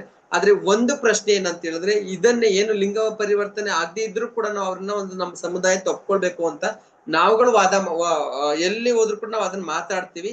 ಇದನ್ನ ಕೆಲವೊಬ್ರು ಏನ್ ಮಾಡ್ತಾ ಇದಾರೆ, ಇದನ್ನ ಒಂದು ತನ್ನ ಬೇರೆ ಬೇರೆ ಉದ್ದೇಶಗಳನ್ನ ಇಟ್ಕೊಂಡು ತುಂಬಾ ಜನ ಬೇರೆ ಬೇರೆ ಕಡೆ ಫೇಕ್ ಮಾಡುವಂತದ್ದು ಕೂಡ ನಾವು ಕಾಣ್ತಾ ಇದ್ದೀವಿ. ವಿಡಿಯೋಗಳಲ್ಲಾಗಿರ್ಬೋದು, ರಸ್ತೆ ಬದಿಗಳಲ್ಲಾಗಿರ್ಬೋದು, ಮತ್ತೆ ಸಿಗ್ನಲ್ ಗಳಲ್ಲಾಗಿರ್ಬೋದು. ಅಲ್ಲಿ ನಾವು ನೋಡ್ತೇವೆ ಹಣಕ್ಕಾಗಿ ಇವರು ಬೇಡಿಕೆಗಳನ್ನ ಇಡೋದಾಗಿರ್ಬೋದು, ಮತ್ತೆ ಹಣಕ್ಕಾಗಿನೇ ಇಂಥ ಸಮುದಾಯದ ವೇಷಗಳನ್ನ ಹಾಕೊಂಡ್ ಬರ್ತಾ ಇದಾರೆ ಅನ್ನೋದು ಸುಮಾರು ವಿಡಿಯೋಗಳನ್ನ ನೋಡಿದೀವಿ. ಅಂತ ಒಂದು ಫೇಕ್ ಇರ್ತಕ್ಕಂಥ ನೋಡ್ತೀವಿ. ಆದ್ರೆ ಮುಕ್ಕಾಲು ಭಾಗ ನಿಜವಾದ ನೈಜವಾದ ನಮ್ಮ ಸಮುದಾಯದ ವ್ಯಕ್ತಿ ಅಂತ ಹೇಳುವಂತವ್ರು ನನ್ನ ಭಾವನೆಗೆ ಹೆಣ್ಣಾಗಿರ್ತೇನೆ ಹೊರತು ಯಾವುದೇ ರೀತಿಯಾದ ಹಣಕ್ಕಾಗಿ ಆಗಿರ್ಬೋದು ಅಥವಾ ಬೇರೆ ಬೇರೆ ನಾನು ಏನಾದ್ರು ದೊಡ್ಡದಾಗಿ ಜೀವನ ಬದುಕನ್ನು ಕಟ್ಕೊಳ್ಬೇಕು, ಶ್ರೀಮಂತಿಕೆಯನ್ನ ಅನುಭವಿಸ್ಬೇಕು, ಅದಕ್ಕೆ ನಮ್ಮ ಸಮುದಾಯದವರು ಆ ರೀತಿಯಾದ ಚಿಂತನೆಗಳನ್ನ ಮಾಡೋದಿಲ್ಲ. ಅಂದ್ರೆ ನನ್ನ ಭಾವನೆಯಲ್ಲಿ ನಾನು ಹೆಣ್ಣಾಗಿ ಬದುಕ್ತೇನೆ.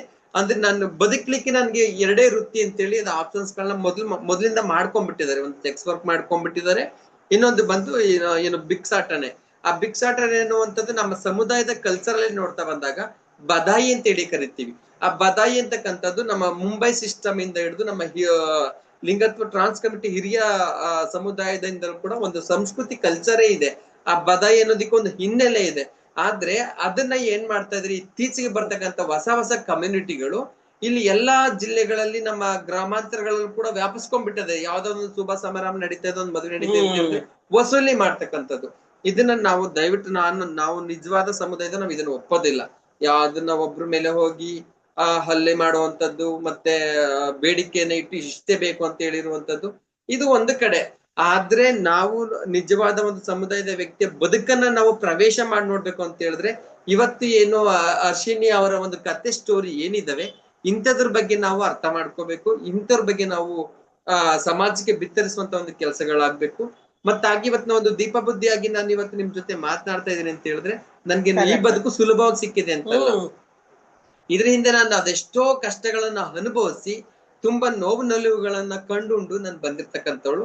ಮತ್ತೆ ನನ್ನ ಒಂದು ಬದುಕು ಕೂಡ ನಾನು ಬಂದು ನನ್ನ ಮನೆಯಲ್ಲಿ 5 ಜನ ಮಕ್ಕಳು, ಒಬ್ಬ ಗಂಡು ಮಗ, ನಾನು ಉಳಿದಂತ 4 ಜನ ಹೆಣ್ಣು ಮಕ್ಕಳು ತುಂಬಾ ಪ್ರೀತಿಯಿಂದ ಸಾಕಿದರೆ. ನನ್ನ ಒಂದು ಬದುಕಿನ ಹಿನ್ನೆಲೆಯನ್ನು ಹೇಳ್ಕೊಂಡು ಹೋದ್ರೆ ಅದು ಬಹಳ ವಿಸ್ತಾರ ಆಗುತ್ತೆ. ಸೊ ಅಂಥದ್ರಲ್ಲಿ ನಾನು ಒಬ್ಬ ಮಗ ಆಗಿದ್ರು ಕೂಡ ನಾನು ಇಷ್ಟಪಟ್ಟು ನಾನು ಹೆಣ್ಣಾಗ್ತೀನಿ ಅಂತೇಳಿ ಮನೆಯಲ್ಲಿ ಹೇಳ್ಕೊಂಡು ಬಂದಾಗ ಮನೆಯಲ್ಲಿ ಯಾರು ಕೂಡ ಒಪ್ಕೊಳ್ಳೋದಿಲ್ಲ.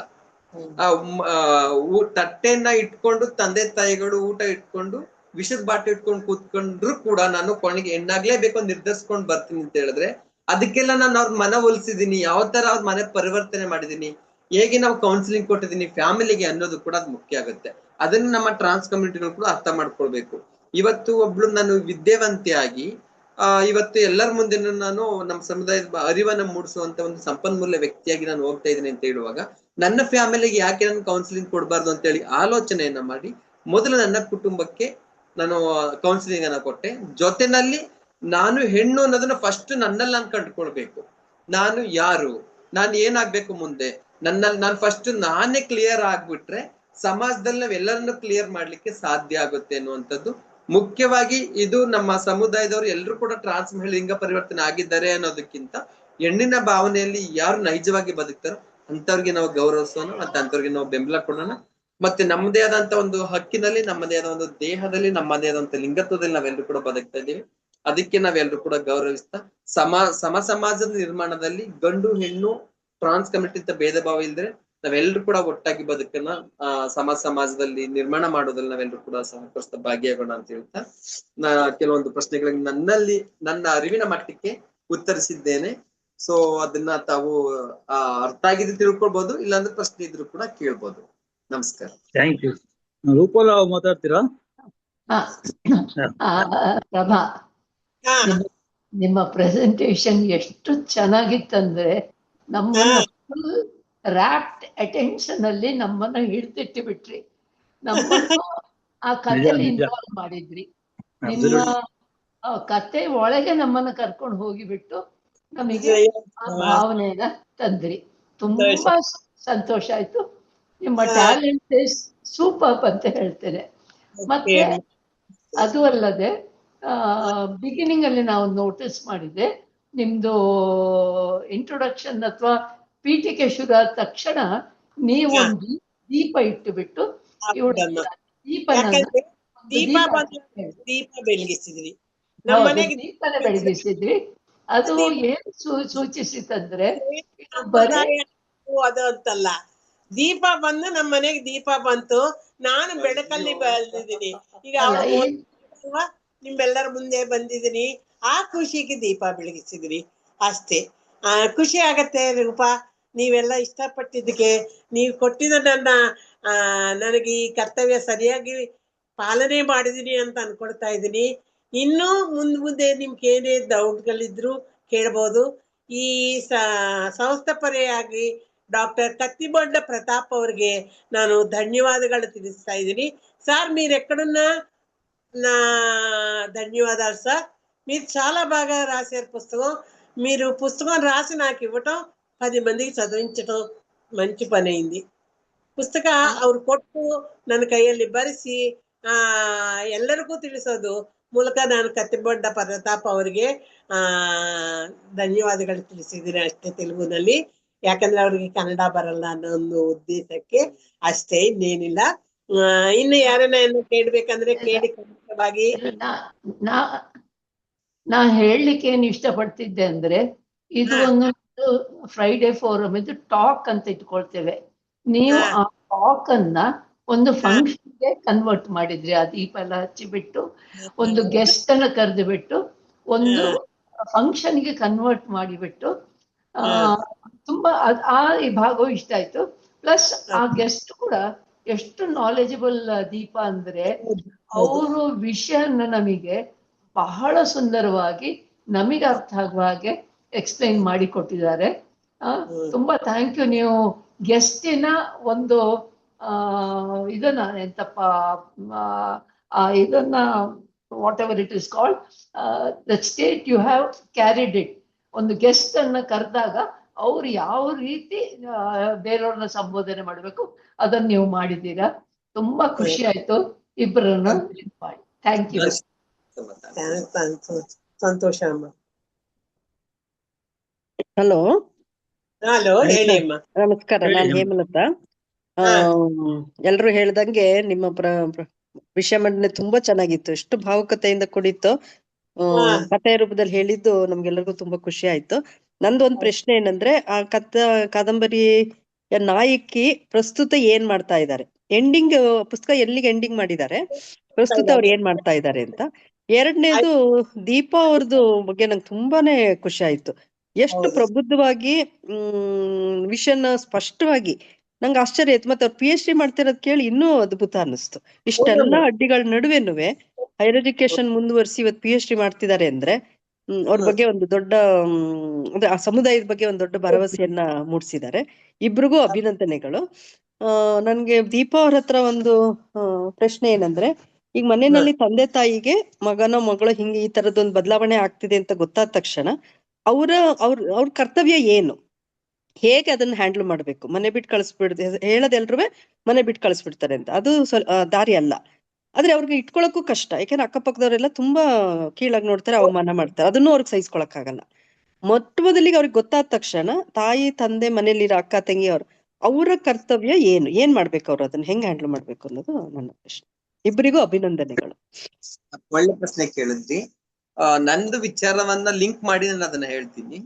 ಮೊದಲಿಗೆ ಬೇರೆ ನಾವ್ ಎಷ್ಟೋ ಸ್ಟೋರಿಗಳನ್ನ ನಾವು ಕೇಳಿದ್ದೀವಿ, ಅವ್ರ ಹೆಸರುಗಳನ್ನ ನಾನು ಹೇಳೋದಿಲ್ಲ. ಎಷ್ಟೋ ಜನರು ಏನ್ ಹೇಳಿದ್ರೆ, ಟ್ರಾನ್ಸ್ ಕಮ್ಯುನಿಟಿ ಅಂತ ನಾವು ಗೊತ್ತಾದ ತಕ್ಷಣನೇ ಫ್ಯಾಮಿಲಿ ಮನೆಯಿಂದ ಔಟ್ಸೈಡ್ ಹಾಕ್ಬಿಟ್ರು, ದೂರ ತಳ್ಬಿಟ್ರು, ಹೊರಗಡೆ ಹಾಕಿದ್ರು, ತಂದೆ ತಾಯಿ ಆಚೆ ಹಾಕಿದ್ರು, ಅಕ್ಕ ತಂಗಿರ ಆಚೆ ಹಾಕಿದ್ರು ಅನ್ನೋದನ್ನ ವಿಷಯಗಳನ್ನ ಕೇಳಿದ್ದೀವಿ. ಆದ್ರೆ ನಾನು ಹೇಳ್ತೀನಿ, ಎತ್ತ ತಾಯಿಗೆ ಯಜ್ಞಾನು ಮುದ್ದು ಅಂತ ಹೇಳುವಾಗ ಯಾವುದೇ ಕಾರಣಕ್ಕೂ ಫ್ಯಾಮಿಲಿ ಫಸ್ಟ್ ಆಚೆ ಕಡೆ ತಳ್ಳೋದಿಲ್ಲ, ನೂಕೋದಿಲ್ಲ. ಏನಾದ್ರೂ ನಾವು ಚೇಂಜಸ್ ಮಾಡ್ಬೋದಾ, ಏನಾಗಿದೆ ಅನ್ನೋದನ್ನ ಪ್ರಯತ್ನ ಮಾಡ್ತಾರೆ. ಅದೇ ರೀತಿಯಾಗಿ ನನ್ನ ಮನೇಲಿ ಕೂಡ ಆಗಿದ್ದು. ಆಮೇಲೆ ನಾನು ಇದೇ ರೀತಿ ಅಂತ ಗೊತ್ತಾದ್ರೂ ಕೂಡ ನಾನು ಫ್ಯಾಮಿಲಿಯನ್ನ ಹೊರಗಡೆ ಕಳಿಸ್ಲಿಲ್ಲ, ಆಚೆ ಹಾಕ್ಲಿಲ್ಲ. ಯಾಕೆ ಆಚೆ ಬಂದಿದ್ದು? ನನ್ನಂತೆ ನಾನು ಬದುಕ್ಬೇಕು, ನನ್ನಂತೆ ನಾನು ಬದುಕನ್ನ ಕಟ್ಕೊಳ್ಬೇಕು, ನನ್ನ ಫ್ಯಾಮಿಲಿ ಇಟ್ಕೊಳ್ಲಿಕ್ಕೆ ಆಗೋದಿಲ್ಲ. ಯಾಕೆ ಅಂತ ಹೇಳಿದ್ರೆ 4 ಜನ ಹೆಣ್ಮಕ್ಳಿದ್ದಾರೆ. ಆ 4 ಜನ ಹೆಣ್ಮಕ್ಳಲ್ಲಿ ನಾನು ಆಚೆ ಬರುವಾಗ ದೊಡ್ಡವ್ರಿಗೆ ಮದ್ವೆ ಆಗಿತ್ತು, ಮತ್ತೆ 3 ಜನಕ್ಕೆ ಮದ್ವೆ ಆಗಿರ್ಲಿಲ್ಲ. ಅವ್ರ ಬದುಕನ್ನು ಕೂಡ ನಾನು ನೋಡ್ಬೇಕಲ್ಲ. ಯಾಕೆ ಅಂತ ಹೇಳಿದ್ರೆ ಈ ರೀತಿಯಾದ ಕಮ್ಯುನಿಟಿ ಮನೆಯಲ್ಲಿ ಇದಾರೆ ಅಂತ ಹೇಳುವಾಗ, ನಂದು ಬಂದು ಹಳ್ಳಿ ಜನ ಕೂಡ ಆ ಸಮುದಾಯದ ವ್ಯಕ್ತಿ ಇದಾರೆ ಅಂತ ಹೇಳುವಾಗ ಏನೇನೋ ಕಲ್ಪನೆಗಳು ಇಟ್ಕೊಂತಾರೆ. ಮನೆಯಲ್ಲಿ ಹೆಣ್ಮಕ್ಳು ತಗೋದೇ ಇರಬಹುದು, ಮದುವೆ ಮಾಡೋದು ಇದೆಲ್ಲ ಕಷ್ಟಗಳು ಅಂತೇಳಿ ಎಲ್ಲವನ್ನು ಅರ್ಥ ಮಾಡ್ಕೊಂಡು ನಾನೇ ಆಚೆ ಬಂದಿದ್ದು. ಇದೇ ರೀತಿಯಾಗಿ ಆಚೆ ಬಂದಂತವ್ರು ಸುಮಾರು ಜನ ಇದ್ದಾರೆ. ಇದನ್ನ ನಾವು ನೋಡ್ತೀವಿ. ಮತ್ ಇನ್ನೊಂದು ಹಾಗೆ ಹೇಳುವಾಗ ನೀವ್ ಹೇಳಿದ್ರಿ ಫ್ಯಾಮಿಲಿಯಲ್ಲಿ ನಾವು ಫಸ್ಟ್ ಏನ್ ಮಾಡ್ಬೇಕು ಅಂತ ಹೇಳಿದ್ರೆ, ಅಪ್ಪ ಅಮ್ಮ ಅರ್ಥ ಮಾಡ್ಕೊಂಡ ತಕ್ಷಣ ಆದ್ರೆ ಫಸ್ಟ್ ಅಬ್ಸರ್ವೇಷನ್ ಇಡ್ಬೇಕು ಮಕ್ಕಳನ್ನ.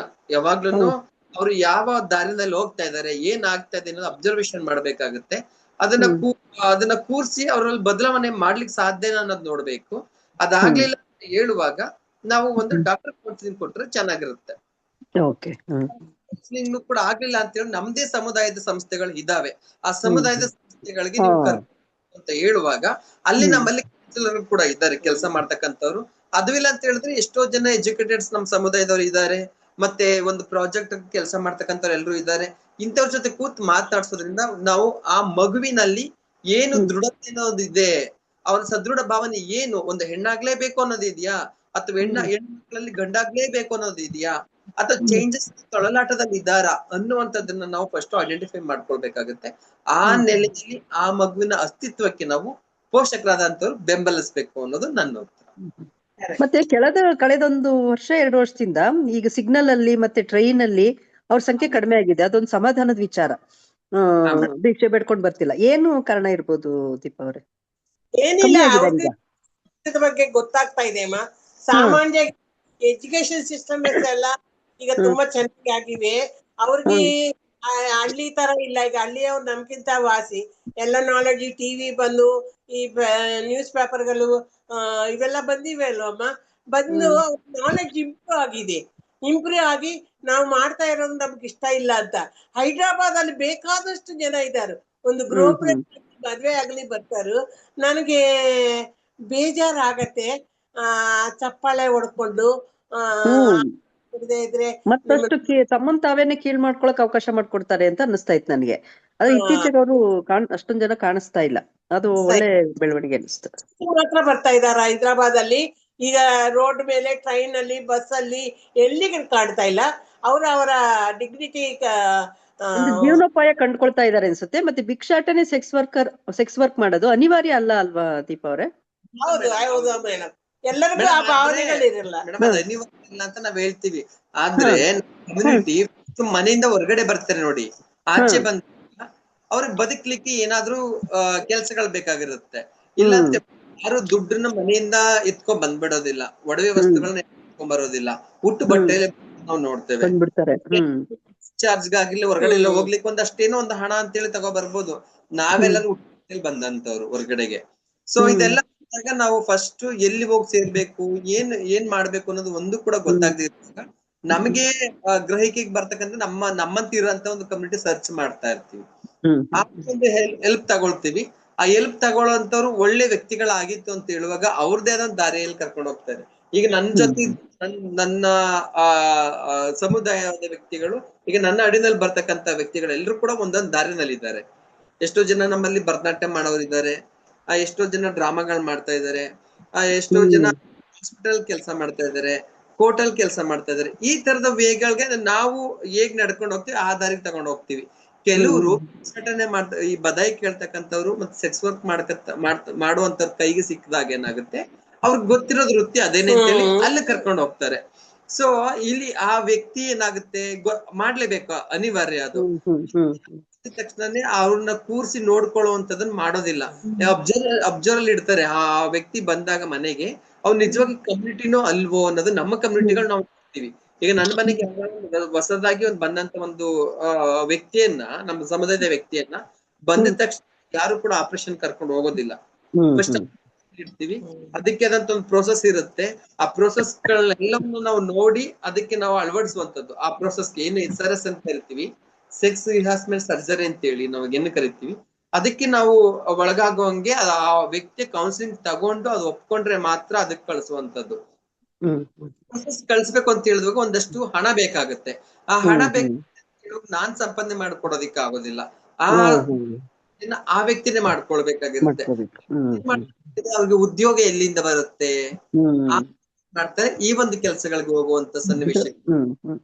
ಮತ್ತೆ ಅವರಲ್ಲಿ ಅದ್ಭುತ ಪ್ರತಿಭೆ ಅನ್ನೋದಕ್ಕೆ ಈಗ ಒಂದು 6 ತಿಂಗಳು ವರ್ಷದಿಂದ ಬೆಂಗಳೂರಲ್ಲಿ ಎನ್ ಮಂಗಳ ಅನ್ನೋರು ಆ ಸಮುದಾಯದವ್ರನ್ನೇ ಸೇರಿಸ್ಕೊಂಡು ಒಂದು ನಾಟಕ ಅದ್ಭುತವಾಗಿ ಮಾಡಿದ್ರು. ತುಂಬಾ ಚೆನ್ನಾಗಿ ಮಾಡಿ, ಎಷ್ಟು ಟ್ಯಾಲೆಂಟ್ ಇದ್ರು ಅಂದ್ರೆ ಎಲ್ಲರೂ ತುಂಬಾ ಚೆನ್ನಾಗಿ ನಾಟಕ ಮಾಡಿದ್ರು ಅದ್ರ. ಈಗ ಅರ್ಶಿನಿಗೆ ಅದೇ ತರ ಬಸ್ ಸ್ಟ್ಯಾಂಡ್ ನಲ್ಲಿ ಸಿಕ್ಕಿದವಳು ಪಾಪ ಎಜುಕೇಶನ್ ಬಗ್ಗೆ ಕಳಿಸಿದಾಳು ನೋಡಿ. ಆಮೇಲೆ ದಾದಿ ಹೆಲ್ಪ್ ಮಾಡಿದಾಳು, ಇವ್ನಿಗೆ ಓದ್ಕೋಬೇಕಂತ ಉದ್ದೇಶ ಇದೆ ಅಂತ ಹೇಳ್ಬಿಟ್ಟು ಬೇರೆ ಕಡೆಗೆ ಕಳಿಸ್ತಾಳು. ಕಳಿಸಿ ಅವಳೇ ಫೀಸ್ ಎಲ್ಲ ಕಟ್ಟಿ ಕಾಲೇಜಿಗೆ ಸೇರಿಸಿದ್ದಾರೆ. ಎಲ್ಲರೂ ಆ ತರದವ್ರು ಸಿಕ್ಕಲ್ಲ. ಅರ್ಶಿನಿ ಬೈಲಕ್ಕು ಅವಳಿಗೆ ಎಲ್ಲ ಒಳ್ಳೇದಾಯ್ತು. ಆಮೇಲೆ ಕಾಲೇಜಿನಲ್ಲಿ ಕೆಲಸ ಸಿಕ್ಕಿತು, ದುಡಿಬೇಕು ಆತರ ಕೆಲವ್ರಿಗಾಗತ್ತೆ. ಆದ್ರೆ ಏನಂದ್ರೆ ಎಲ್ಲದಕ್ಕೂ ಮುಖ್ಯ ಮನೋಧೈರ್ಯ. ನಾವು ಅಂತವ್ರಿಗೂ ಮಾನವತ್ವ ತೋರಿಸ್ಬೇಕು, ನಮ್ಮ ಜೊತೆ ಮಾನವರು ಅಂತ ಗುರ್ತಿಸ್ಬೇಕು. ಈ 3 ಮುಖ್ಯ ಪಾಯಿಂಟ್ಗಳು. ಈಗ ನಾನು ಅವಳು ಇದೆಯಲ್ಲ ಪುಸ್ತಕ, ಅದ್ರಲ್ಲೂ ಕೂಡ ಮತ್ತೆ ಆ ಸಿನಿಮಾದಲ್ಲೂ ಕೂಡ ವಿದ್ಯಾಳ ಪಾತ್ರ ಇದೆ ನೋಡಿ. ಅವಳು ಅದೇ ರೀತಿ ಸಾಹಸವಾಗಿ ನಾನು ಇದೇ ಬದುಕನ್ನು ಕಟ್ಕೊಳ್ಬೇಕು ಅಂತ ಹೇಳಿ ಬರುವಂತದ್ದು. ಹಾಗೆ ಎಷ್ಟೋ ಜನ ಕಮ್ಯುನಿಟಿ ನಾನು ಏನಾದ್ರೂ ಸಾಧಿಸಬಲ್ಲೆ ಬದುಕಬಲ್ಲೆ ಅನ್ನೋದು ಅವ್ರ ಮನಸ್ಸಿನಲ್ಲಿ ಇರುತ್ತೆ.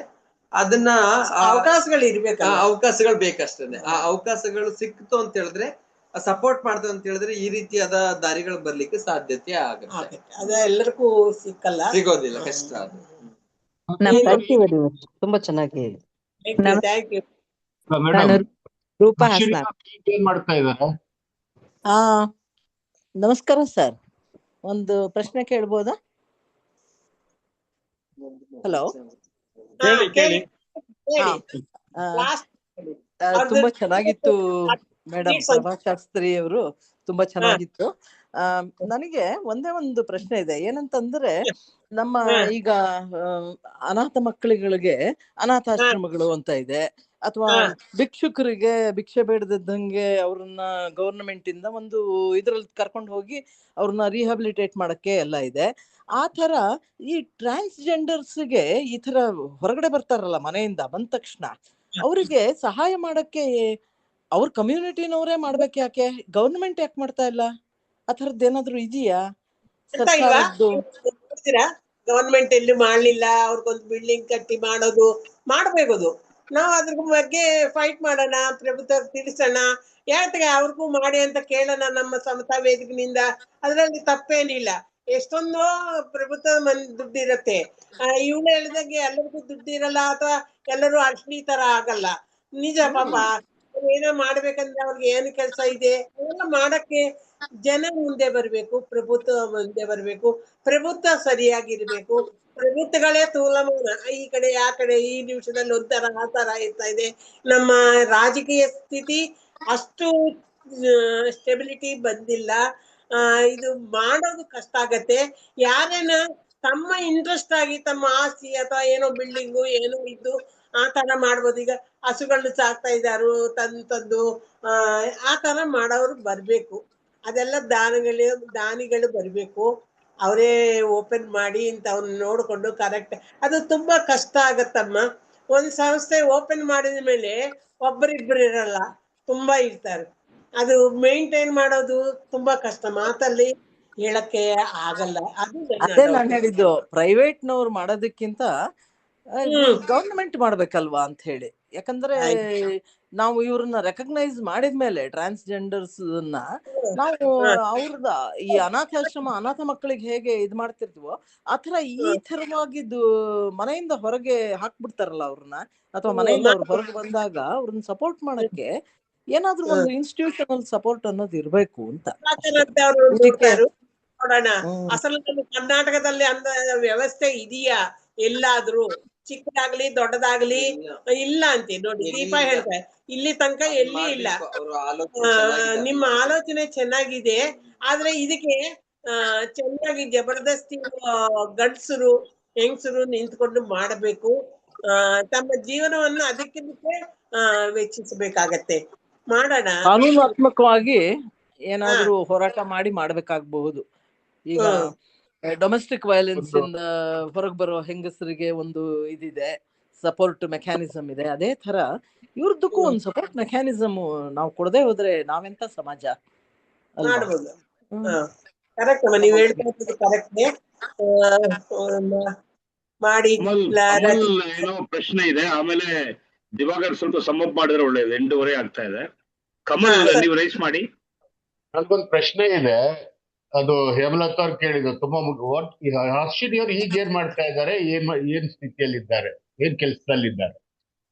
ಅರ್ಶಿನಿ ಅವ್ರು ಕೆಲಸ ಮಾಡ್ತಾ ಇದ್ದಾರೆ ಸರ್, ಹೈದರಾಬಾದ್ ಅಲ್ಲಿ ONGC ಕೆಲಸ ಮಾಡ್ತಾ ಇದ್ದಾರು. ಆರಾಮಾಗಿದ್ದಾರು. ಮಧ್ಯ ಮಧ್ಯೆ ಹೋಗಿ ಆಂಕರಿಂಗ್ ಮಾಡ್ತಾ ಇರ್ತಾರು. ಸರಿ, ಆಕ್ಟಿಂಗ್, ಶಾರ್ಟ್ ಫಿಲ್ಮ್ಸ್ ಇದು ಅದು ಮಾಡ್ತಾ ಇದ್ದಾರು. ನಾನು ಮೈಸೂರಿಗೆ ಕರೀತೀನಿ, ಆವಾಗ ನೀವೆಲ್ಲ ನೋಡೋರಂತೆ. ಇನ್ಸ್ಪೆಕ್ಟರ್ ಆಗಿದ್ದಾರೆ ಅಂತಂದ್ರಲ್ಲ, ಆ ಇನ್ಸ್ಪೆಕ್ಟರ್ ಆಗಿದ್ದಾರೆ ಅಂತಾನು ಹೇಳಿದ್ರಿ ಮಧ್ಯ. ಫಸ್ಟ್ ಆಗಿದ್ದಾರೆ. ಆಮೇಲೆ ಈ ತರ ಕೌನ್ಸಿಲಿಂಗ್ ಮಾಡ್ತಾ ಇದ್ದಾರೆ. ಅವ್ರು ಹೈದರಾಬಾದ್ ಅಲ್ಲಿ ಇದ್ಬಿಟ್ಟು ಚಿಕ್ಕದಾಗಿ ಏನೋ ಒಂದು ಮನೆ ಕೊಟ್ರೆ, ಯಾರೇನ ಇದು ಕೊಟ್ರೆ ಕೌನ್ಸಿಲಿಂಗ್ ಮಾಡೋದು, ಈ ಡಾಕ್ಟರ್ಸ್ ಕರೀತಾ ಇರ್ತಾರು, ಅವೆಲ್ಲ ಮಾಡ್ತಾ ಇದ್ದಾರೆ. ಆ ತರ ಬಿಹೇವ್ ಮಾಡ್ದಂಗೆ, ಅವರು ಕೆಟ್ಟದ ದಾರಿದಕ್ಕೆ ಹೋಗ್ದಂಗೆ ನಿಮ್ಮ ಅವರ ನೋಡ್ಕೊಂಡು. ONGC ಆಫೀಸರ್ ಆಗಿದ್ದಾರಾ? ONGC ಅಲ್ಲಿ ಆಫೀಸರ್ ಆಗಿದ್ದಾರಾ? ಹೌದು ಸರ್, ಹೌದು. Thank you. Okay mostly time ಆಯ್ತು ಅನ್ಸುತ್ತೆ. Close. Thank you sir, Diwakar sir. ಇವತ್ತಿನ ಸಂವಾದಕ್ಕೆ ಬಂದು ಬಹಳ ಅದ್ಭುತವಾಗಿ ಪುಸ್ತಕ ಪರಿಚಯ ಮಾಡಿಕೊಟ್ಟ ಪ್ರಭಾಶಾಸ್ತ್ರಿ ಅವರಿಗೆ ಮತ್ತು ದೀಪಾ ಅವ್ರಿಗೂ ಸಹ ಫ್ರೈಡೆ ಫೋರಂ ಪರವಾಗಿ ಧನ್ಯವಾದಗಳನ್ನು ಸಲ್ಲಿಸ್ತೀವಿ.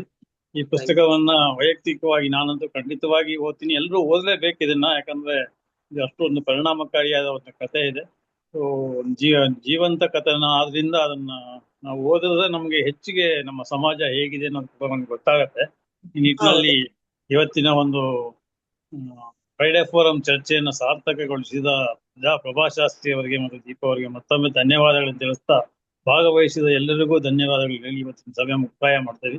Thank you madam. Thank you sir, thank you very much. Thank you madam. Good night madam. Good night. ಒಳ್ಳೇದಾಗ್ಲಿ. God bless.